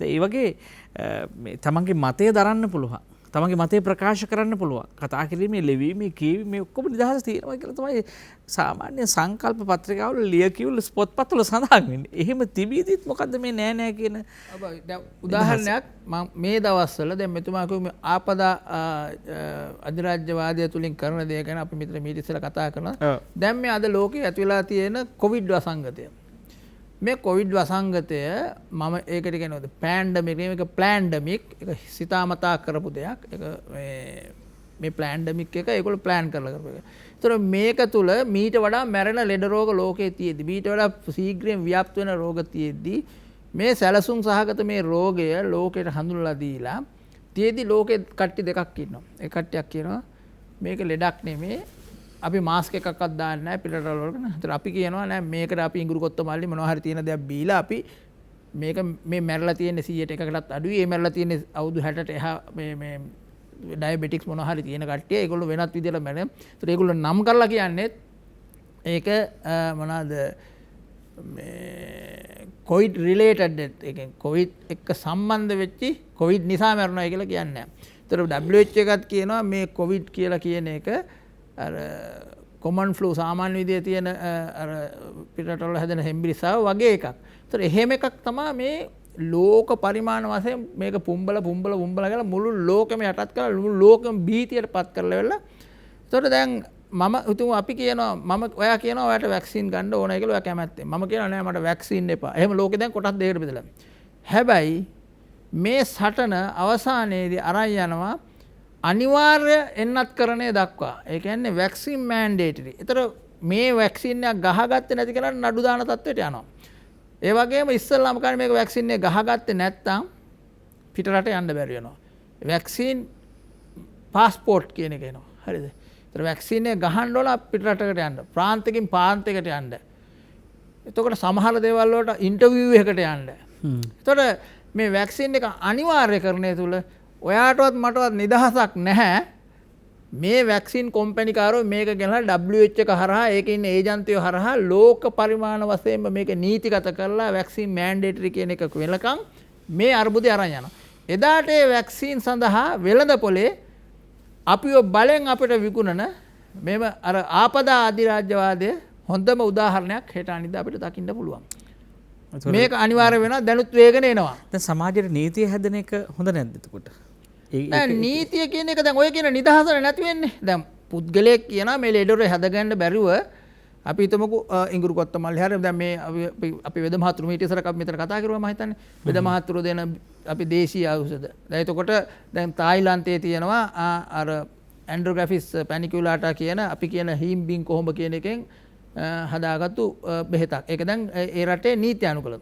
එතකොට මැඩගස්කරය කියන රටේ ඒ මිනිස්සු ඔය හීම් බින් කොහොඹ වලින් හදාගත්තු බීමක් හදලා බොනවා. ඉතින් ඒකට විරුද්ධව හෝ ගාලා ගහනවා. WHO එකනුත් ගන්නවා. හැබැයි ඊයේ පෙරේදා ඒක ක්‍රියාකාරී කියලා කැලිෆෝනියා විශ්වවිද්‍යාලයක ඔප්පු කරනවා. ඒතර දැන් මේ වගේ දේශීය ඖෂධ මිනිස්සු තියාගෙන මේ වලින් බේරන ලෙඩ රෝග වලින් තියෙන ඒ සම්ප්‍රදායික දැනුම. හැබැයි සම්ප්‍රදායික දැනුමට කිසිම විදිහකට ඉඩක් නැති වෙනවා. දැනටත් 52ක් විතර මැරලා තියෙනවා මේ වැක්සින් ගහන්න ගිහිල්ලා වැක්සින් රිලේටඩ් ඩෙත් කියලා. ගිය සුමානෙත් ඔබ්ස්ටෙට්‍රිෂියන් කෙනෙක් ඒ කියන්නේ ළමා මේ ප්‍රසව රෝග විශේෂඥයෙක් මරුණා මේ ඇමරිකාවේ. එතකොට ඒ වැක්සින් ගහලා. හැබැයි එහෙම ගැහුවයි කියලා වෙලා මේක නතර කරන්නේ නැහැ. නීතියනුත් අයින් කරලා තියෙනවා ඒකට වැක්සින් නරක් වෙලා හැර වැක්සින් වල ලෙඩ රෝග හැදිලා වෙලා මිනිස්සුන්ට ඒකට විරුද්ධව නඩු කියන්න බෑයි කියලා ඇමරිකාවේ. ඒතර දැන් මේ විදිහට නීතිය තද කරගෙන මේ ආපදාව යටත් විධිකරණය හරහා මුළු ලෝකෙටම වෙළඳ පොලක් හදලා තියෙනවා. සංස්කෘතික වශයෙන් ලෝකයේ විශාල වෙලා තියෙනවා කියලා මිනිස්සු පිළිගැනීමක් තියෙනවා මේ ගෝලීකරණය හරහා. සංස්කෘතිය කියලා කියන්නේ එක් අයගේ ඒ චිරාත් කාලයක් ජීවත් වෙච්ච කාපු බීපු සම්ප්‍රදානුකූලව එක්කහු කරගත්තු දැනුම සහ අත්දැකීම් එක එන දෙයක්නේ. ඒතර අද වෙනකොට මේ වෙළඳ පොළ කර සඳහා සංස්කෘතිය කියන එක අර කියන්නේ එක තලයකට දාන්න පුළුවන්. උදාහරණයක් කියලා ගත්තොත් ඇමරිකාවේ නැන්සි පොලි කියන එයා මම හිතන්නේ රාජ්‍ය ලේකම්වරියක්. ඔහු ගේනවා ඇක්ට් එකක් ඇමරිකාව කියන්නේ අද සංස්කෘතිය නැති රටක් කියලා අපි කියන්නේ. හැබැයි තාමත් පවුල කියන එක තියෙනවා. ඒකේ අම්මා තාත්තා දුව පුතා කියන එක. ඇයගේ ඇක්ට් එකෙන් ගේන්නේ අම්මා කියන වචනේ තාත්තා කියන වචනේ සහෝදරයා කියන වචනේ අයියා අක්කා කියන ඒවා අයින් කරනවා. ඒවට වෙනම නම් තියෙනවා. තාත්තට කියන්නේ අම්මට කියන එක බයොලොජිකල් පේරන්ට්ස්.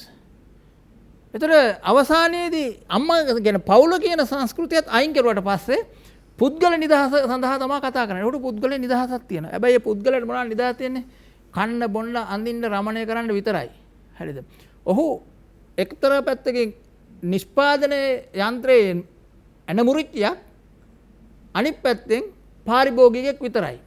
එහෙම බයොලොජිකල් ඇනිමල් කෙනෙක් සතෙක් පමණයි. ඒතර එහෙම සත්තු තමයි ඕන වෙන්නේ, එහෙම මිනිස්සු තමයි ඕන වෙන්නේ මේ ප්‍රාග්ධනයට සේවය කරන්න.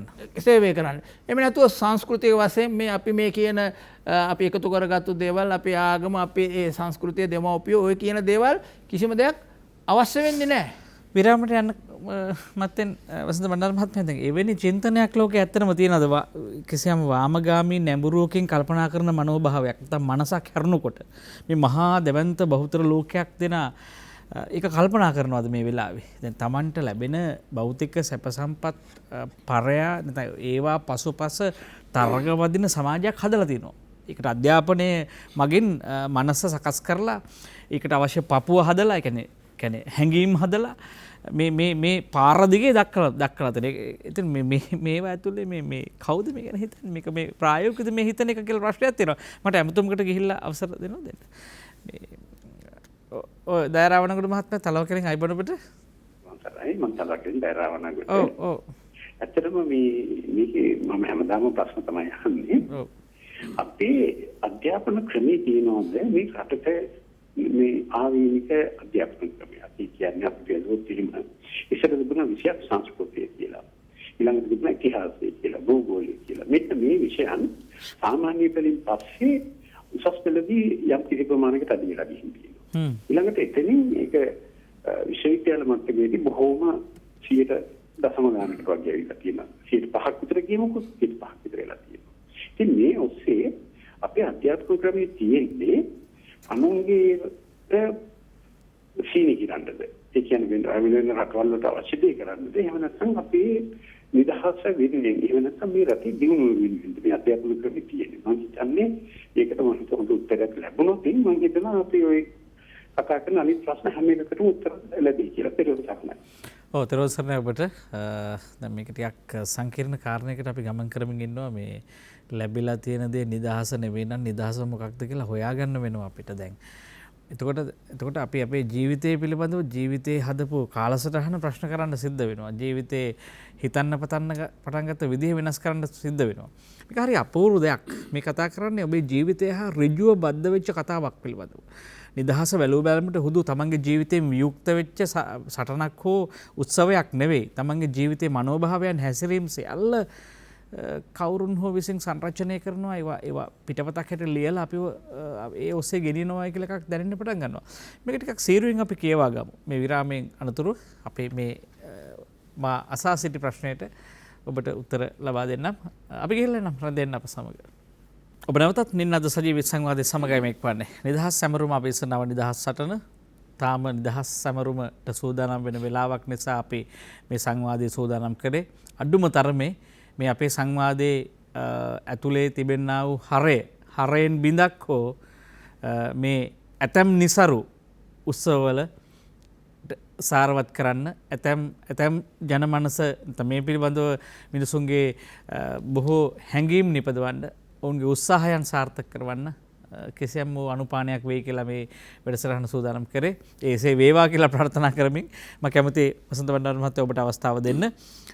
දයාරාවණගොඩ මහත්මයාගේ ප්‍රශ්නේ සහ මගේ ප්‍රශ්නෙට ඔබට උත්තර දෙන්න පුළුවන්. ඔව් දයාරාවණගොඩ මහත්මයාගේ ප්‍රශ්නේ ඒක ඉතා වැදගත් ප්‍රශ්නයක්. ඒක අපි අසර කලින් කියපුවර මානසික සහ සංස්කෘතික වහල්භාවය සඳහා යොදා ගන්න ප්‍රධානම උපාංගය තමයි අධ්‍යාපනය. අධ්‍යාපනය ඇතුළේ තමයි ඔවුන්ට යටත් කර තබා ගත හැකි ඔවුන්ගේ පදයට නටන මිනිස් ඒකකයක් වෛද්‍ය සුමිත් වගේ ජීව විද්‍යාත්මක ඒකකයක්. කන බොන නිදන රමණයේ යෙදෙන ඒ ඔවුන් විසින් නියම කරන වෙළඳ පොලේ ඒ මාළු ටැංකිය ඇතුලේ ජීවත් වෙන ඒකට අභියෝග කරන්නේ නැති ඒකෙන් සතුටු වෙන මිනිහෙක්. ඒතර ඓතිහාසිකව අපේ රටේ ගත්තම අර මැකෝලිගේ දරුවන් සහ ඊට එරෙහිව සටන් කරන යම් මේ සටනක් තිබුණා. ධර්මපාලතුමා තමයි ඒකේ ප්‍රධාන නියමුවා මෑත කාලීනව ගත්තොත්. ඒ සංස්කෘතික ආක්‍රමණයට සහ මානසික වහල්භාවයට එරෙහිව තමයි එතුමාගේ සටන සැබෑලසම තිබුණේ. එතුමා ඉංග්‍රීසීන්ගේ සංස්කෘතියට විරුද්ධව තමයි සටන කරේ. එතුමා නැතුව මේ දසසිල් උපාසකයෙක් නෙමෙයි. එතුමා ඒ බුදුදහමේ ඉගැන්වීම් යොදාගත්තෙත් අර සංස්කෘතික සහ මානසික වහල්භාවයෙන් ගලවා ගැනීම සඳහා මිනිසුන් පෙළඹීම. උඹලා මහා උසස් සංස්කෘතියක් තියෙන මිනිස්සු. ඇයි උඹලා මේ ආකාරයට මේ බටහිරයන්ගේ සංස්කෘතියට යටත් වෙන්නේ කියන ප්‍රශ්නය එතුමා අහන්නේ.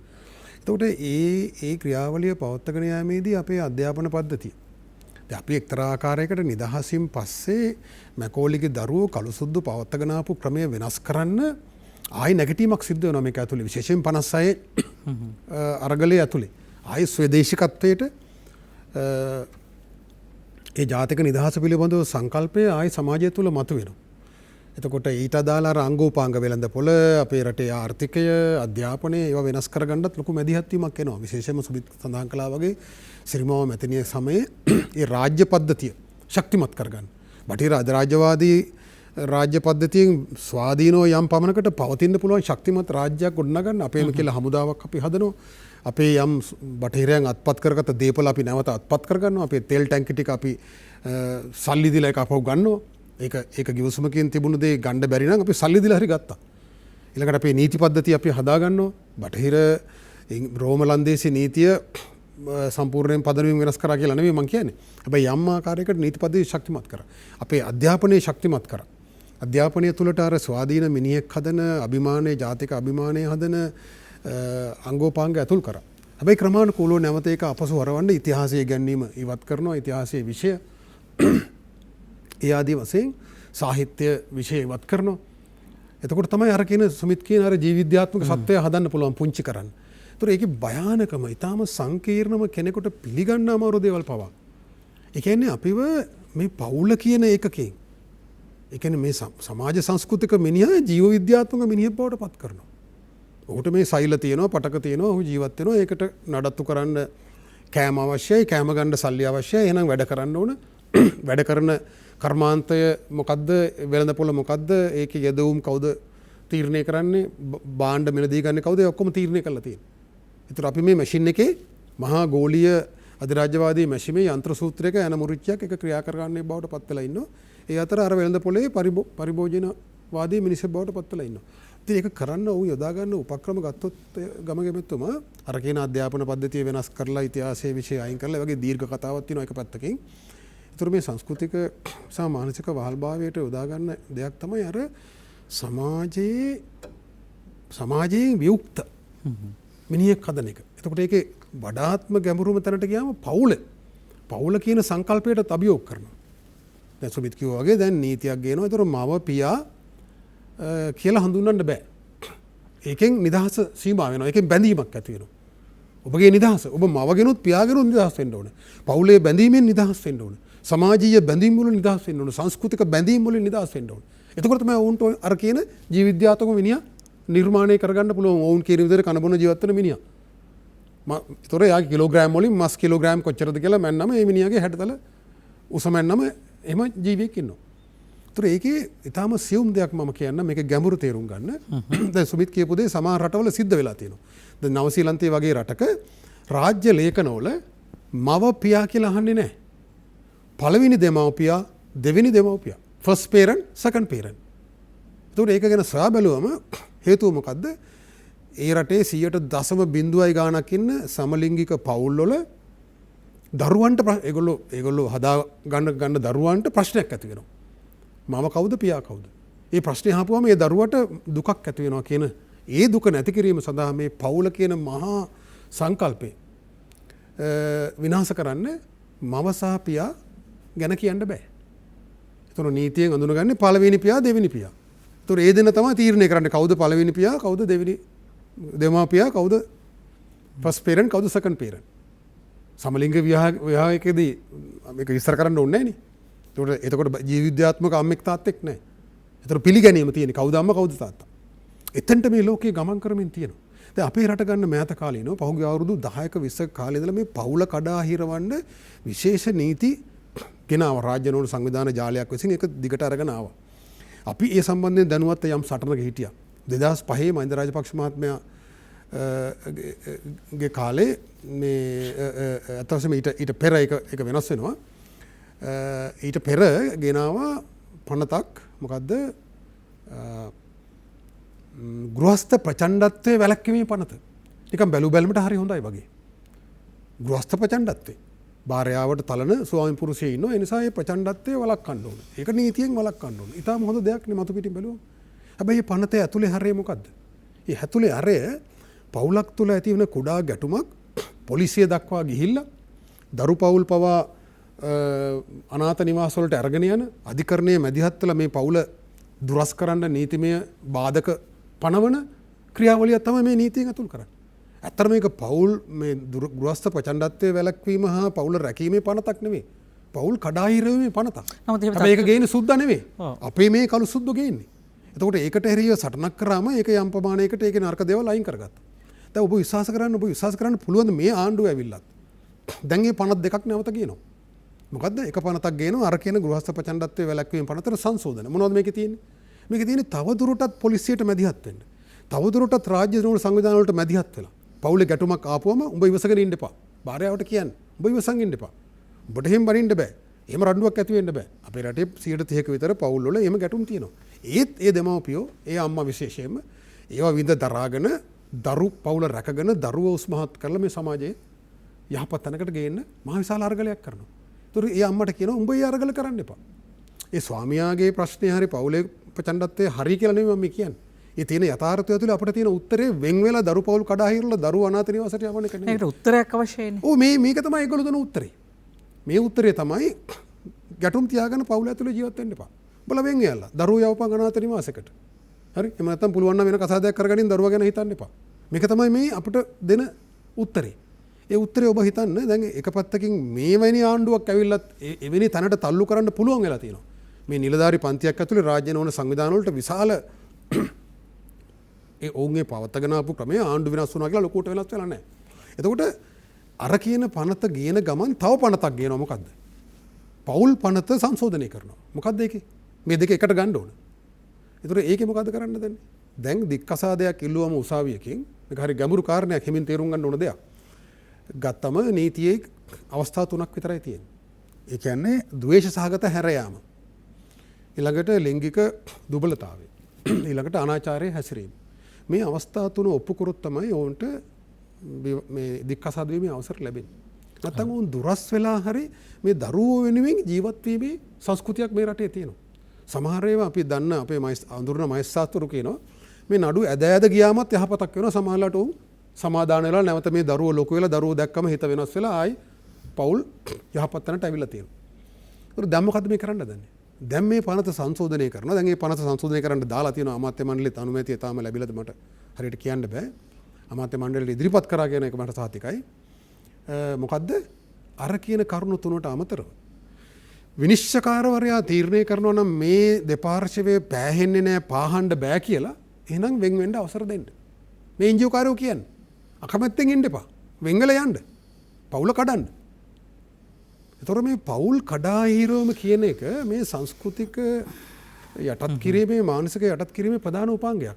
එතකොට තමයි පවුල් සම්බන්ධතා නැති ගැටුමට පත්වෙච්ච මානසික අරුබුදයට ලක් වෙච්ච දුර්වල මිනිහෙක් හැදෙනවා.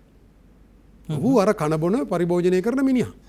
රස්සාවට යනවා අර කියන වෙළඳ පොළ සාධකත් වලට අනුව හැසිරෙනවා කනවා බොනවා ජීවත් වෙනවා වෙනත් ස්වාමියෙක් වෙනුවෙන්. මේ කතාවේ ටිකක් ඔබට හිතන්න කාරණා බොහොමයක් තියෙනවා. දැන් නිදහස පුළුල් වෙනවා යයි කියමින් මේ සමාජගත වෙන නීති පද්ධතිය හෝ එන සියල්ල ඇතුළේ සමාජයට වෙන මොකද්ද හානිය ද නැත්තම් වැඩක්ද අවැඩක්ද සිදුවෙන්නේ කියන කාරණයට විග්‍රහයක් අවශ්‍යයි. ඒ නිසා මහා පින්තූරය එනතම මේක ඇතුළේ අපේ ශ්‍රී ලංකා සමාජයට වෙන වෙනස මොකක්ද ඒක යහපත්ද අයහපත්ද කියලා විනිශ්චයක් දෙන්න තියෙනවා. ඒකට අපිට කිසියම් කියවීමක් පාදමක් අවශ්‍යයි. 066 22 83 669 අපි ඔබට සම්බන්ධ වෙන්නේ. අයිබෝන් ඔබට. අයිබෝන් මම ගමගේ මහත්තයා හොරණින් ජයසිරි කතා කරන්නේ. ඔය ජයසිරි මහත්මයා. සුබ සන්ධ්‍යාවක්. සුබ සන්ධ්‍යාවක්. මේ අපේ වසන්ත බණ්ඩාර මහත්තයාට ස්මිත් මහත්තයාට මම දීර්ඝායු පතනවා. මොකද කාලානුරූපීව එක වපසරියන් වල ශ්‍රේෂ්ඨ මිනිස්සු බිහි වෙලා තියෙනවා තමන්ගේ වර්ගය වෙනුවෙන් ඇත්ත කතා කරන්න ඇත්ත වෙන්නේ සිටින්න. ඒක මේගොල්ලෝ තා හොඳින් කරන එකට මම ගෞරව කරන ඒගොල්ලන්ගේ කඳවුරේ මම කඳවුර ගැන මට ඇගීමක් නැතුණත් ඒ කරන කර්තව්‍යයට මම ඉතනම ආචාර කරනවා. මොකද ඔය නිදහස ගැන කියනකොට මතක් වෙනවා මෙතුමාගේ වසන්ත බණ්ඩාර මහත්මයාගේ බොහොම සමීපෙත් තමයි ගුණදාස අමරසේකර මැතිතුමා. මම ගරු කරන චින්තකයෙක්. එතුමා මේ බර්නාඩ්ෂෝ වගේ මාටින් ලූතර් කිං වගේ හොඳට හිතන්න පුළුවන් චින්තකයෙක්. එතුමාගේ කඳවුර හිටගෙන ඉන්න කඳවුර ගැන පැහැදීමක් නැතු වුණත් එතුමා ගණඳුරු වලියම දකින්න මේ අරුණලු කියන පොතේ කියලා තියෙනවා ගමගේ මහත්තයා මේ මිනිස්සු මේ මූණ හොදන්න පිරිසුදු බේසමක් පාවිච්චි කරනවා. තමන්ගේ පශ්චාත් කොටස පිරිසිදු කරන්න මලකඩ කාපු බාල්දියක් පාවිච්චි කරනවා කියලා. ඒක එතුමා කියනවා එකම මිනිසා තමන්ගේ ශරීරයටම දෙවිදියකට සලකන සමාජයක් තමයි අති බහුතරයක් තුළ තියෙන්නේ. එතකොට මේ තුළ මේක හොඳට තේරුම් ගත්තු අපේ කළු සුදු මිශ්‍ර වෙච්ච පාලකයෝ ඒ ලේවල ඒ ජානත් එක්ක මිශ්‍ර වෙච්ච පාලක දැන් මෙතුමා කිව්වා 56 සුදේශීය චින්තනය කියන්නේ සොලමන් ඩයස් පණ්ඩාරනායක යටතේ ස්වදේශීය පෙරලිය කරන්න පෙළ ගැසිච්ච එකේ විපාක වගේම එකක් තමයි 2019 රාජපක්ෂ කඳවුරත් එක්ක ස්වදේශීය චින්තන පෙරලියට එකතු වෙච්ච මිනිසුන්ට අද නැගිනිර ජැටියත් එක්ක වරායේ මේ ගැටලුව ඇති වෙලා තියෙනවා. ඒකට අපි මම මීට කලින්වත් කියලා දෙනවා මේ ස්වදේශීය චින්තනයේ තියෙන සැබෑ මේ වසන්ත බණ්ඩාරලා වැනි ශ්‍රේෂ්ඨ මිනිසුන්ගේ හඬට ගොනු වෙන අපි වගේ අයට කඳවුරක් හදාගන්න බැරිද? මේක සැබෑ ස්වදේශීය පෙරලිය.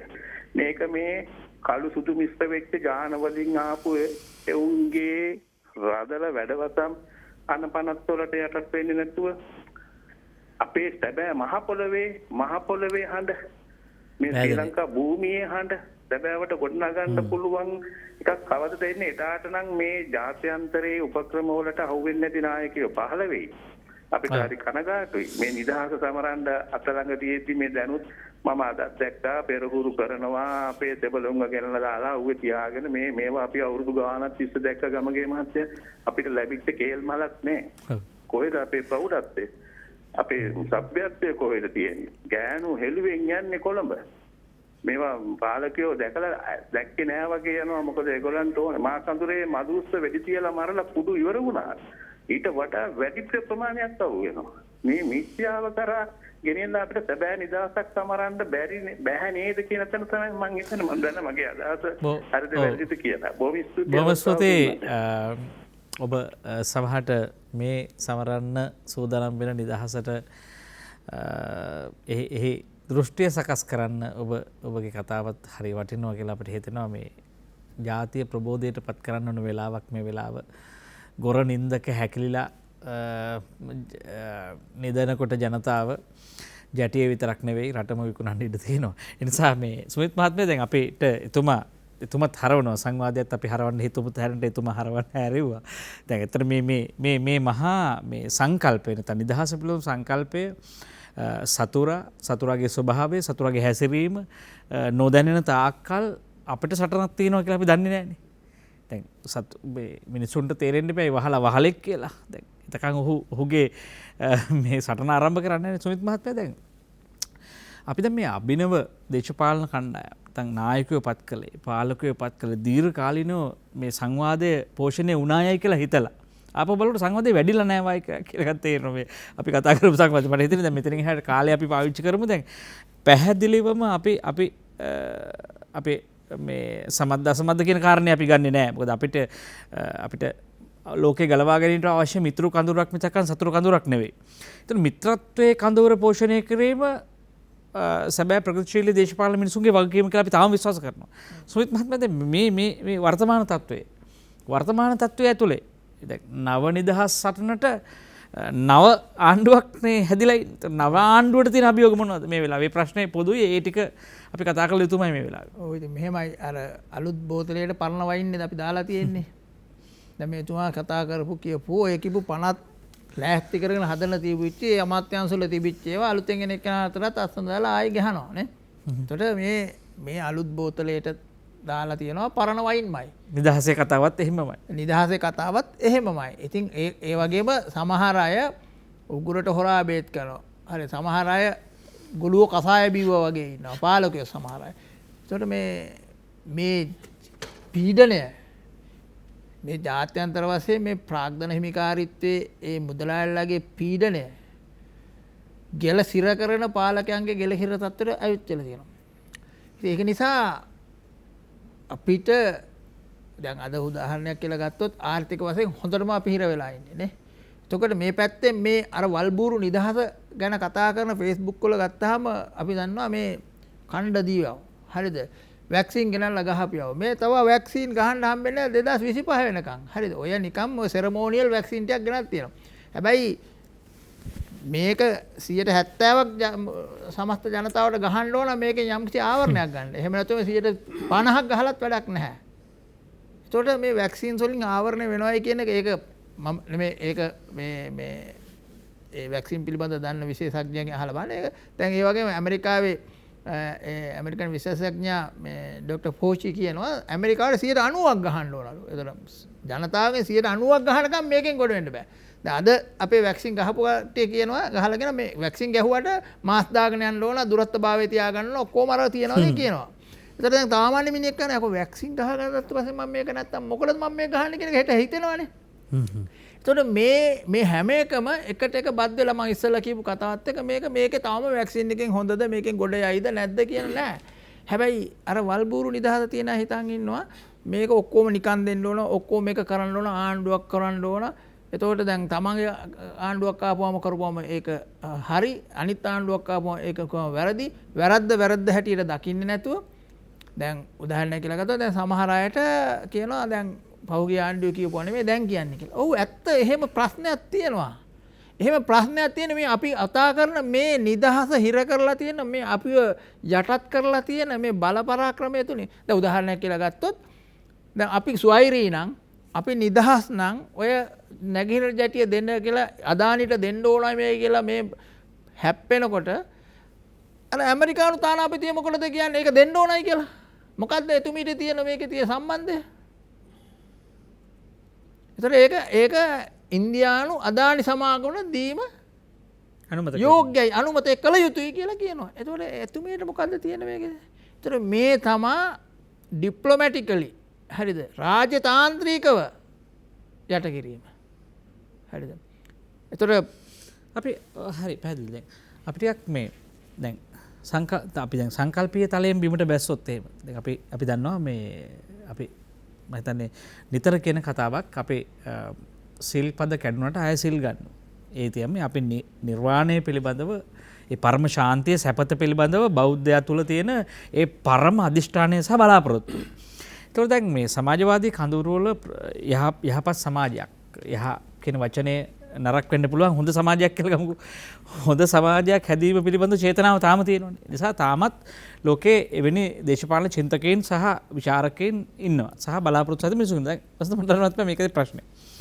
දැන් අපිට මේ අලුත් රජයක් ඇතුලේ දැන් අපි මේ උදාර සමාජය හදන්න ඕනයි කියන විශ්වාසයට මේ නිදහසෙන්වත් රට හරවන්න පුළුවන්ද කියන නිසානේ අපි මේ සාකච්ඡාව සූදානම් කරන්නේ. මේ නිදහසේවත් මේ නිදහස් දින සැමරුමේ විදිවත් අපිට මේ සංවාදය ටිකක් ගැඹුරට යන අටියෙන් මේක කතා කරන නිසා මොනවද දැන් රටකට නැත්තම් විශේෂයෙන් ආණ්ඩුවකට තියෙන වගකීම මේ රාජ්‍ය තාන්ත්‍රික වශයෙන් නිදහස ලබා දීමට තමන්ගේ ජනතාවට තියෙන වගකීම මොකක්ද? ඔව් මේක මම කැමතියි අර අපේ ජයසිරි මැතිතුමා කියපු කාරණේම පටන් ගන්න. ඔව්. එතුමා කියපු එක සම්පූර්ණ සත්‍යයක්. ඒ ගැන වාදයක් නැහැ. නමුත් අපි තේරුම් ගන්න ඕන දෙයක් තියෙනවා. ඔව්. මේ නිදහස් නව නිදහස් සටන ඔබ කියන නව නිදහස් සටන එහෙම නැත්නම් මේ අධිරාජ්‍යවාදී රාජ්‍ය පද්ධතිය විසින් ලෝකයේ සෙසු රටවල් යටත් කරලා තියාගැනීමෙන් මේ කරගෙන යන ක්‍රියාවලියට එරෙහි සටන. තීරණය කරන්නේ අතරම ඒ සටන් බිම් මොනවද කියලා තීරණය කරන්නේ ඔවුන් විසින් අපි විසින් නෙමෙයි. ඔවුන් විසින් සතුරා විසින් යටත් කරන්නා විසින් තීරණය කරන සටන් බිමේ තමයි අපිට සටන් කරන්න. එහෙම සටන් බිම් රාශියක් තියෙනවා. ඒතකොට මේ සටන් බිම් අතරින් ප්‍රමුඛතාවය තෝරා ගැනීමේ ප්‍රශ්නේ. අපි ප්‍රමුඛතම සටන් බිමක් අතහැරලා හරි අවශේෂ සටන් බිමක සටන් වැදුනොත් දැන් පෞගේ කාලේ අපි දන්නවා ඒ කියන්නේ දැන් බෙදුම්වාදයට එරෙහි සටන එහෙම නැත්නම් ඉස්ලාම් අන්තවාදයට එරෙහි සටන ප්‍රමුඛතම සටනක්. ඒකෙන් අපි පෙරදුනොත් දැන් උදාහරණයක් විදිහට අපි 2000 වසරේ ඉතින් ආරම්භ වෙච්ච එදා ඒ සාම ක්‍රියාවලියට එරෙහිව ආරම්භ වෙච්ච සටන් විරාම ගිවිසුම හරහා తాවකාලික ආණ්ඩුවක් නිර්මාණය කරලා අපිව දෙකට බෙදලා මරා ගන්න සලස්වන ඒ සැලසුම පරාජය කරන්න පුළුවන් වුණා తాවකාලිකව. ඒ සටන් විරාම ගිවිසුම පරාජය කරලා తాවකාලික ආණ්ඩුව පරාජය කරලා ඒක කරන්න බැරි වෙච්ච රටවල් තියෙනවා සුඩානය වගේ රටවල් අද දෙකට බෙදලා බල්ලු වගේ මරා ගන්නවා. ඒතර අපි එදා ඒ සටන් බිමේ ජයග්‍රහණය කළා.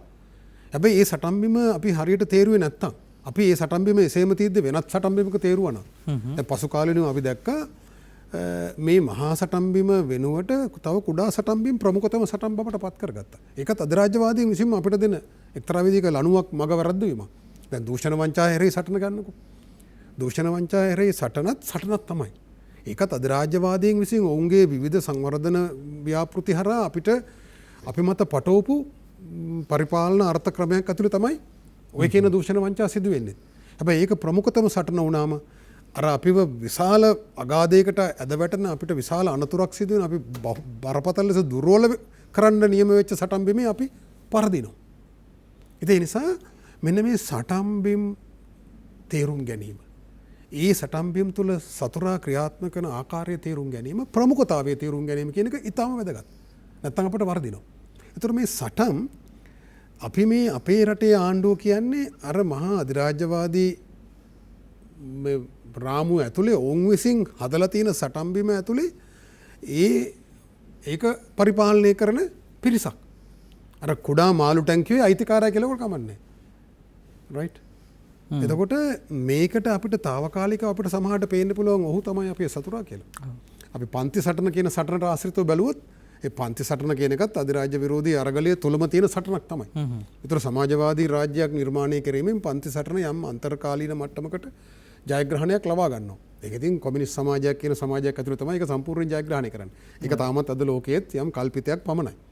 එතකොට මෙන්න මේ සටන අධිරාජ්‍ය විරෝධී අරගලය ඔබ කියන නවනිදහස් සටන අර කියන සටන් බිම් වල මොනවද කියලා අපි තේරුම් ගන්න ඕනේ, ප්‍රමුඛතාවය තේරුම් ගන්න ඕනේ, ඒකේ ස්වභාවය තේරුම් ගන්න ඕනේ. එහෙම නැත්නම් අපිට වරදිනවා. එතකොට ගමගෙමැතුමා මේ සටන් සමහර සටන් අධිරාජ්‍යවාදී විරෝධී අරගල රාජ්‍ය තුළ නියෝජනය වෙමින් කරන සටන් තියෙනවා. රාජ්‍යයෙන් පරිබාහිර කරන සටනක් තියෙනවා. රාජ්‍යය සමග කරන සටනක් තියෙනවා. අපි හිතන්න දැන් ආහාර සුරක්ෂිතතාවය අනතුරට ලක් කරලා අපිව යැපෙන්නම් බවට පත් කරලා අපි ඔවුන්ගේ නැව එනකම් බලන් ඉන්න නිවටයෝ බවට පත් කරන ක්‍රියාවලිය ඇතුලේ රාජ්‍ය තුල සටනක් තියෙනවා. අපි සමග සටනක් තියෙනවා. අපි ඔවුන් අපිට නියම කරලා තියෙන පරිභෝජන රටාවේ තවදුරටත් ජීවත් වෙනවා. ඒක වෙනස් කර ගන්නවා. වෙළඳ පොළ තුල සටනක් තියෙනවා. හරි. ඒතර යම් සටන් රාජ්‍ය තුල නියෝජනය වෙමින් කරන සටන් වෙන්න පුළුවන්. මොකද රාජ්‍ය තුල ඇතිවන ක්‍රියාකාරීත්වය. අපි අර කිව්වා වගේ මහා විශාල වශයෙන් කාලයක් තිස්සේ මේ රාජ්‍ය නිර්මාණය කරලා තියෙන්නේ නීති පද්ධතිය, පරිපාලන ක්‍රමවේද සහ පුද්ගලයෝ. අධිරාජ්‍යවාදීන්ට රිමෝට් කන්ට්‍රෝල් එකෙන් මේක කන්ට්‍රෝල් කරන්න පුළුවන් වෙන විදියට.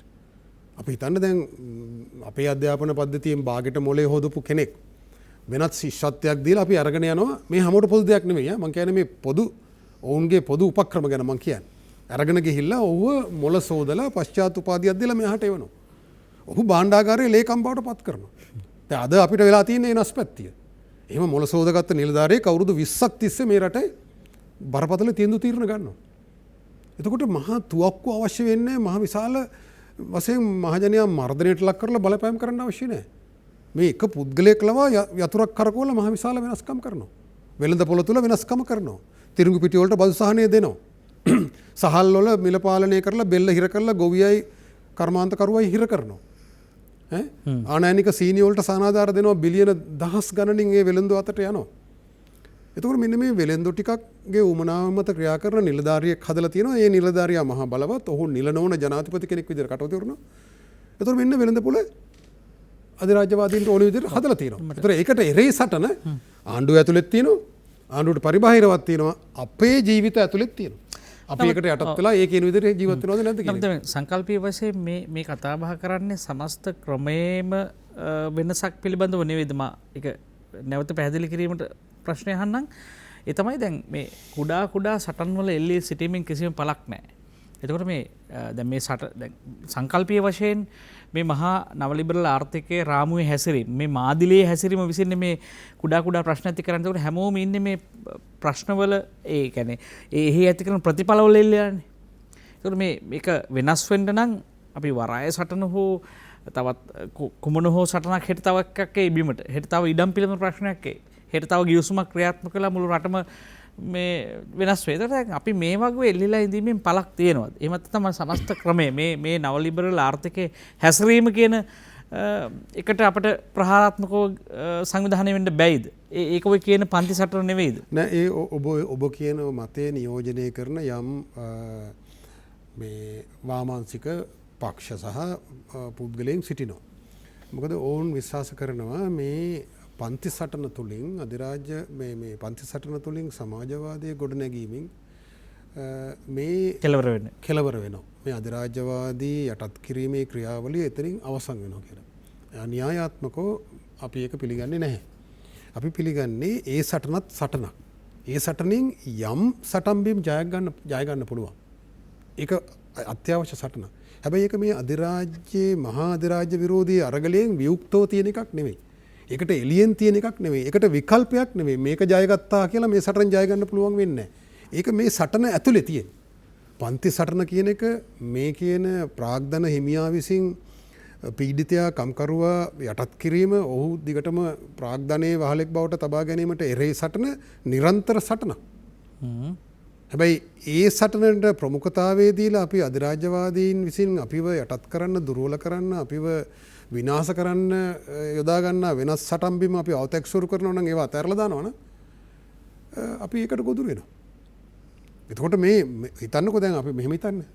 ඔබ හිතනවද මේ රටේ අපි සමාජවාදය කියන ඒක උතුම් බොම සිහිනයක්. අපි ඒ සිහිනය හැම දවසකම දකිනවා. එහෙම සමාජයක් අපි හදන්න ඕන කියලා. ඒ ගැන විවාදයක් නැහැ. හැබැයි අපි ඒ සිහිනයේ ගිලී සිටිමින් අපි අර අධිරාජ්‍යවාදයෙන් විසින් අටවපු මහා උගුලක් නොදක ඒකට පය තබ්බනම් අපිට ජීවිතයට අර සිහිනය සබා කරගන්න හම්බෙන්නේ නැහැ.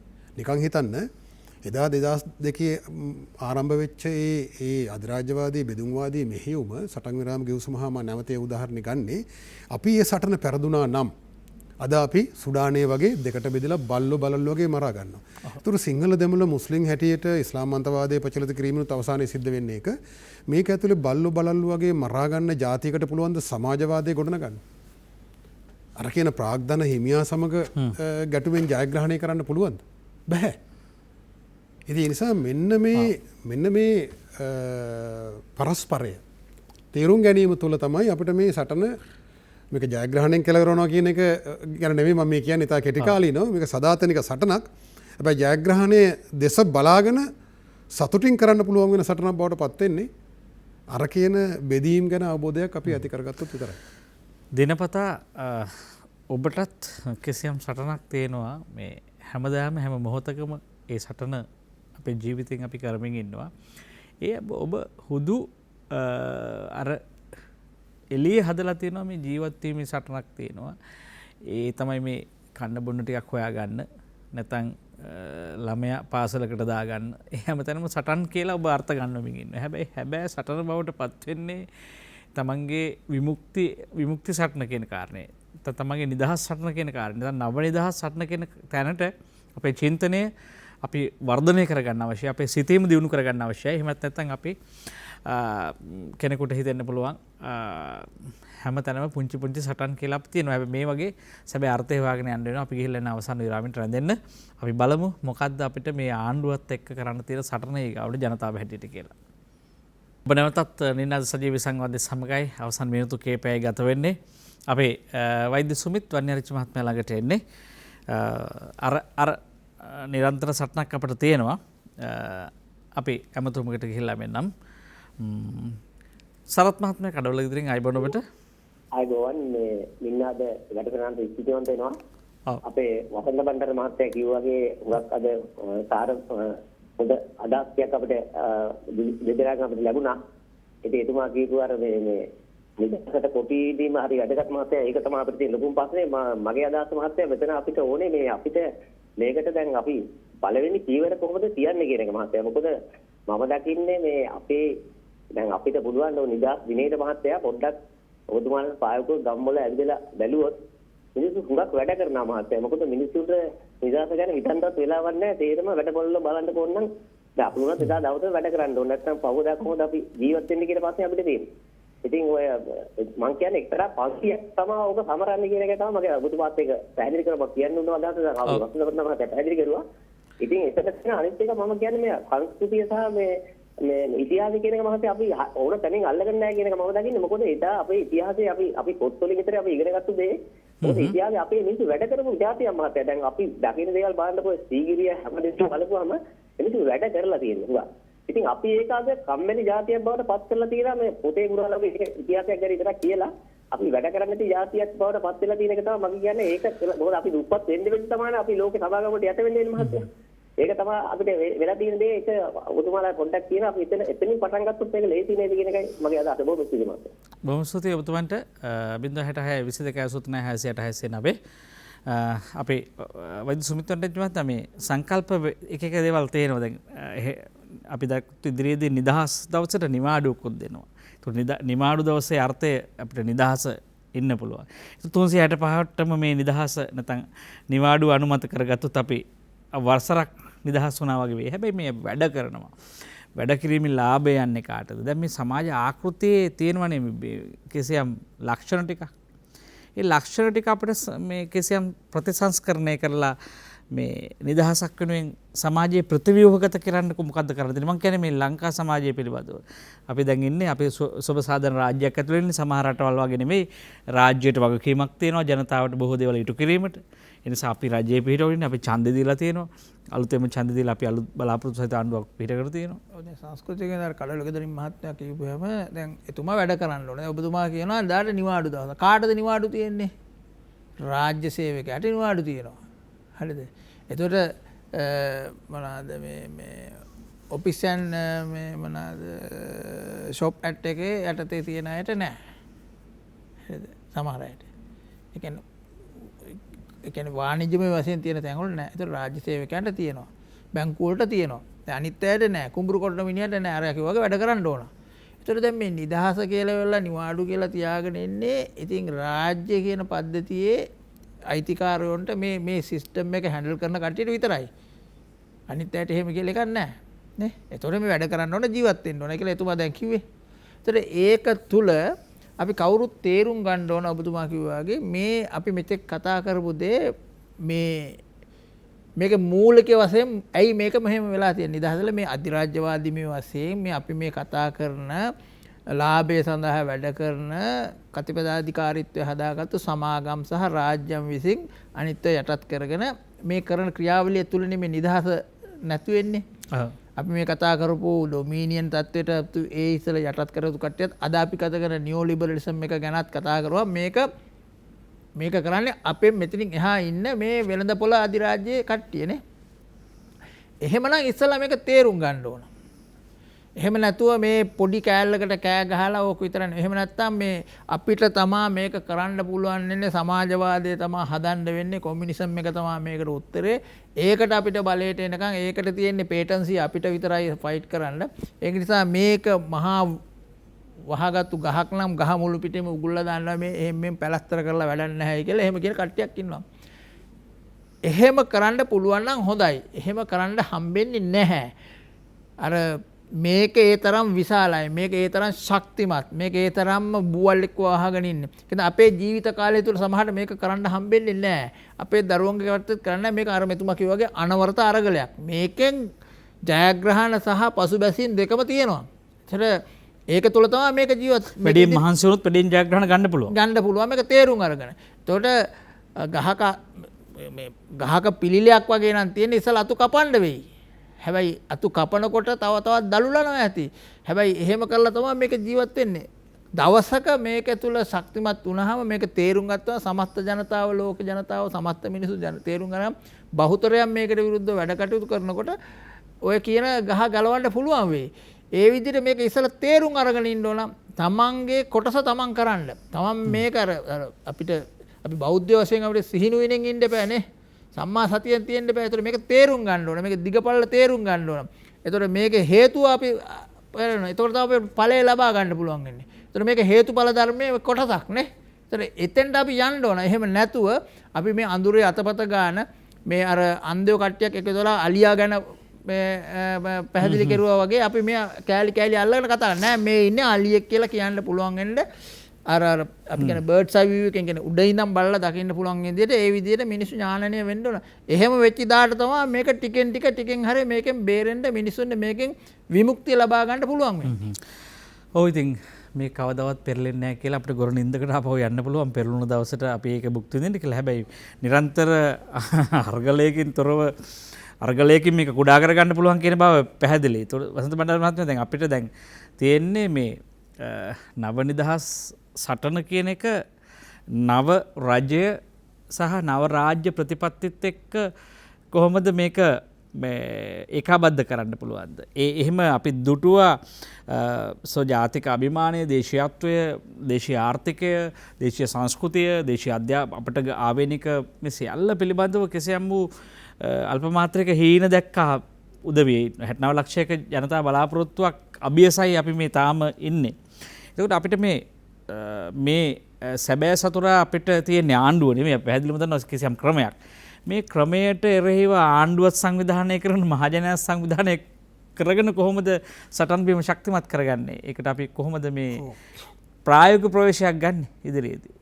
අපි දැන් මේ සුමිත් මැතිතුමා කියපු කතාවම තමයි ඉතින් ඒ කියන්නේ මේක අනවරත සටනක්. මේක ඇතුලේ ප්‍රධානම දේ තමයි මේක අවබෝධ කරගන්න එක. මේ අපේ බෞද්ධ ඉගැන්වීම අනුව මේ දුකක් බව තේරුම් ගැනීම තමයි දුක නැති කිරීමේ පළවෙනිම පියවර.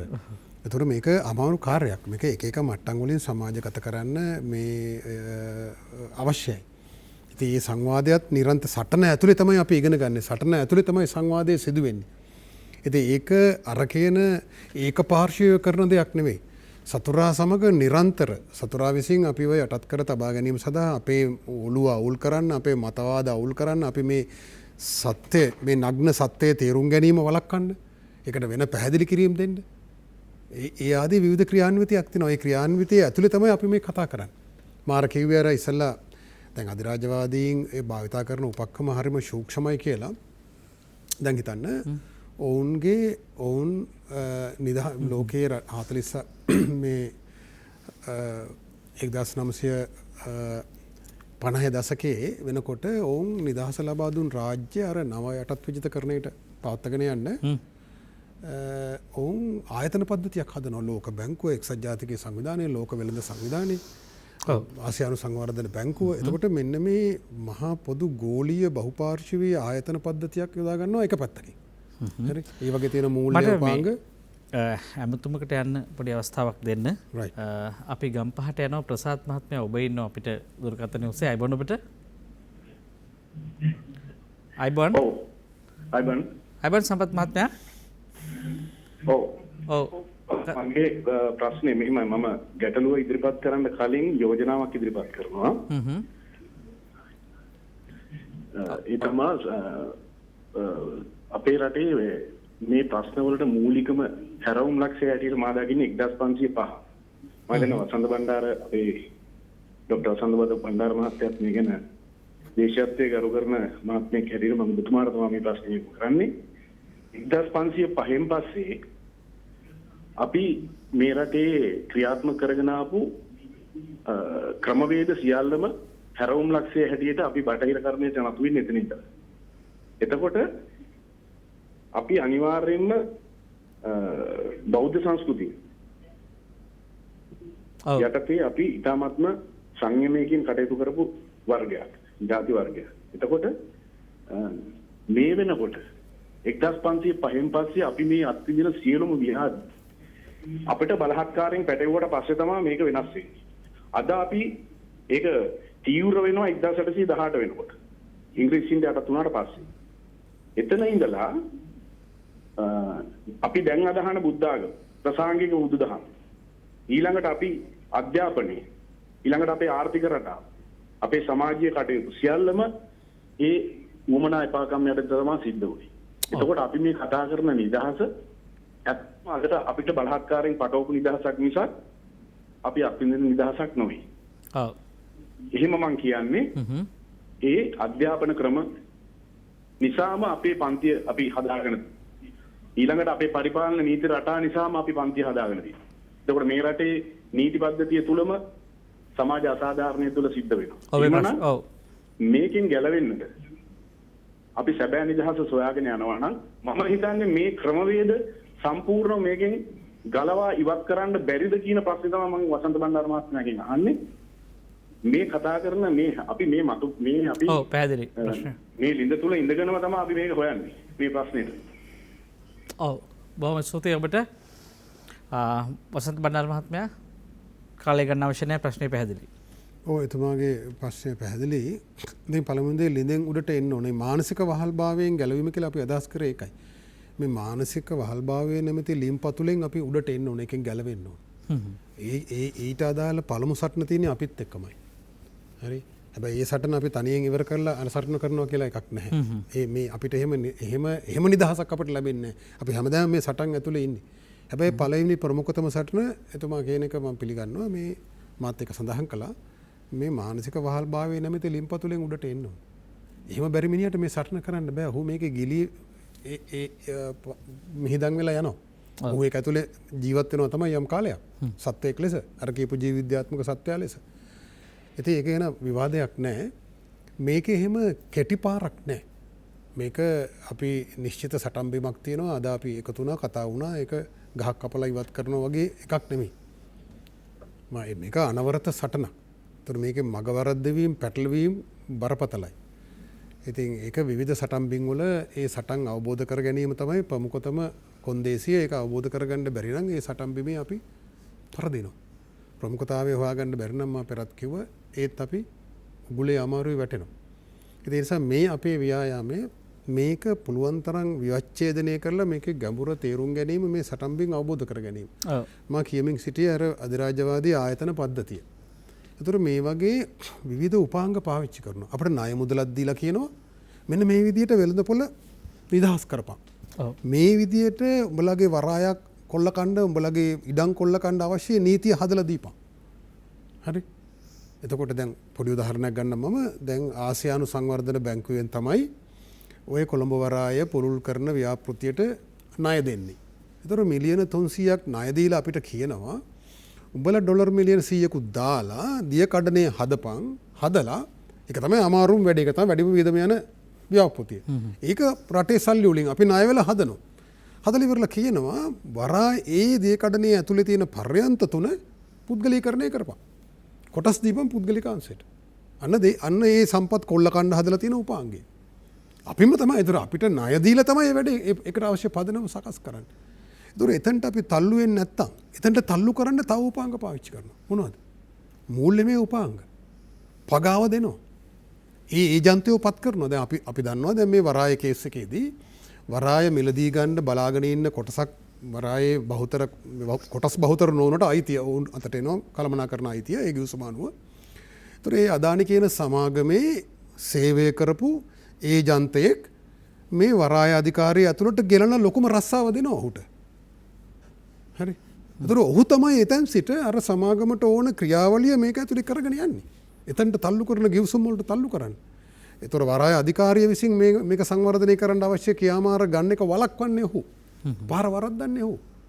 එතකොට ඔහුට අදානි සමාගම කියන්නේ වසරකට ඇමරිකන් ඩොලර් මිලියන 15000ක් විතර ආදායමක් තියෙන සමාගමක්. ඒතර මේ සොච්චමක් ගෙවලා මිනිහෙක් මිලදී ගන්න එක ඔවුන්ට සුළු දෙයක්.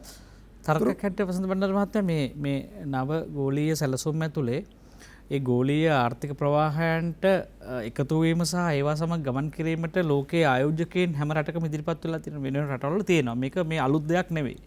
ඒ නිසා මේක මේ විකුණුවට ගෙනියන්නෙත් නැත්නම් මේක ආයෝජනයක් නම් මේවා අපිට බැයිද හොඳ පැත්තට ගන්න මේක ඇතුලේ ඔය කියන කාරණා. නෑ ඒ විවිධ නම් වලින් හඳුන්වනවා. ඒ කියන්නේ මේ කොල්ල කෑම, සම්පත් කොල්ල කෑම, ඉඩම් කොල්ල කෑම ඒවට විවිධ නම් හදලා තියෙනවා. ආයෝජනය කිරීම මේ ඒකාබද්ධ රාජ්‍ය පෞද්ගලික ව්‍යාපෘති ඒ ආදී වශයෙන් විවිධ ආකාරයේ බොට් ක්‍රමය, බූට් ක්‍රමය ආදී විවිධ ආකාර උපාංග තියෙනවා. ඒතර තාක්ෂණික උපාංග හරහා තමයි මේක කරන්නේ. හැබැයි අවසාන අර්ථයේදී අපට හිමි දේපලක් අන්සතු වෙනවා. සමහරට ඒක විශාල ආර්ථික සහ යුදමය දේශපාලන උපාය මාර්ගික මර්මස්ථානයක්. දැන් අර මහා නිදහස නැත්නම් අපිට අර සමාජවාදී තත්වයක් කරා යන එක ටිකක් දුර නම් ඊට මෙහා මේ ධනවාදී අර්ථ ක්‍රමයේ ඇතුලේ අපිට මේ නිදහස් සටන ආරම්භ කරන්න පුළුවන් කියලා ඔබතුමා කියනවා. නෑ අපිට දැනෙන්නේ නැති වුණාට අපි මේ සටන ඇතුලේ ඉන්නවා. අපි මේ සටන ඇතුලේ විවිධ සටන් බීලා අපි දැනුවත් හෝ නොදැනුවත් මේ සටන ඇතුලේ අපි ඉන්නවා. ඒතර අර අපි කියන පන්ති සටන එහෙම නැත්නම් මේ සමාජ ක්‍රමයට එරෙහි සටන අපි කල් දානවා කියන එක නෙමෙයි. ඒ සටනත් මේක ඇතුලේ තියෙනවා. ඒ සටනත් මේක ඇතුලේ තියෙනවා. අපි දැන් ගොවියාගේ සූරා කෑම. දැන් ගොවියාගේ සූරා කෑම දැන් බලන්න අපි වතුකම් කරුවට දවසකට රුපියල් 1000ක් ඕන කියලා කියනවා. ඒ සටනට අපි ආශිර්වාද කරනවා. හැබැයි ගොවියා ගන්න, වී ගොවියා ගන්න. අක්කරයකට යන වියදමයි අක්කරයකින් ලබාගත හැකි ආදායමයි ගත්තම අක්කර 2.5ක් තියෙන ගොවියෙකුට ඔහු දින 100ක් හෝ දින 120ක් මේ වගාව වෙනුවෙන් වැය කරන කාලය අරගෙන ඒවා බෙදලා බැලුවොත් ඉතා පැහැදිලි සංඛ්‍යාලේඛන අනුව ඔවුන්ට දවසකට රුපියල් 500ක්වත් වැටෙන්නේ නැහැ. ඒ නිසා තමයි අර අපේ කඩවල සරත් මහත්තයා කිව්වා වගේ මිනිසුන්ට දීර්ඝ කාලයක් වැඩ කරන්න වෙන්නේ. පැය 10ක් 12ක් වැඩ කරන්න වෙනවා. වෙන රස්සාවල් කරන්න වෙනවා. නගරයට ගිහලා සිමෙන්ති අනන්න වෙනවා. දරුවා සිකියුරිටි රස්සාවට යවන්න වෙනවා. මොකද මේ විවාගාවෙන් ජීවත් වෙන්න බෑ. කොහොමද ඒක වෙන්නේ? දැන් හිතන්න මේ වී සඳහා පාම් පිටිය වලට සහනාධාර දෙනවා මිලියන 33000ක්. මා කියන මේ නිලධාරීන්ට විතරක් දොස් නෙවෙයි. මේ පාලකයෝ සියලු දෙනා වක් කියන්න ඕන. ඒක නිර්ලෝභීව දෙනවා. හරි? හැබැයි අපේ පරිභෝජනයත් රුපියල් 60ට කන පාන් ගෙඩිය මා කල්නුත් කියලා දෙනවා රුපියල් 100ටත් කනවා පෙති ගැහුවා කියලා. ඒක ලස්සන බෑග් එකක දාපුවම.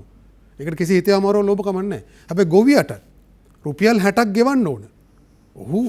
ඔහු විදින දුකට ඔහුට යම් සාධාරණ දවසක වැටුපක් ලැබෙන්න නම් රුපියල් 60ක් ගෙවන්න ඕන. රුපියල් 60ක් ගෙව්වොත් රුපියල් 110ට හාල් කන්න ඕන. හැබැයි අපි දැනුත් රුපියල් 110ට හාල් කනවා. හැබැයි අපි කියන්නේ ගොවියට අපි කියන ගොවියට 50ක් ගෙවපන්. ගොවියාගේ බෙල්ල මිරිකලා මේකේ මිල අඩු කරපන් කියලා තමයි වාමාංශික පක්ෂත් කියන්නේ.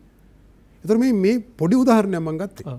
ඒතර ඒක මේ සමාජවාදී සමාජයක් හදන්න කලින් සමාජවාදී සමාජයක් නිකන් හැදෙන්නේ නැහැ නේ. ගොක්කු අරගෙන හමුදාවට වෙඩි තියලා රාජ්‍ය බලය ගත්තා කියලා සමාජවාදී හදන්න බෑ.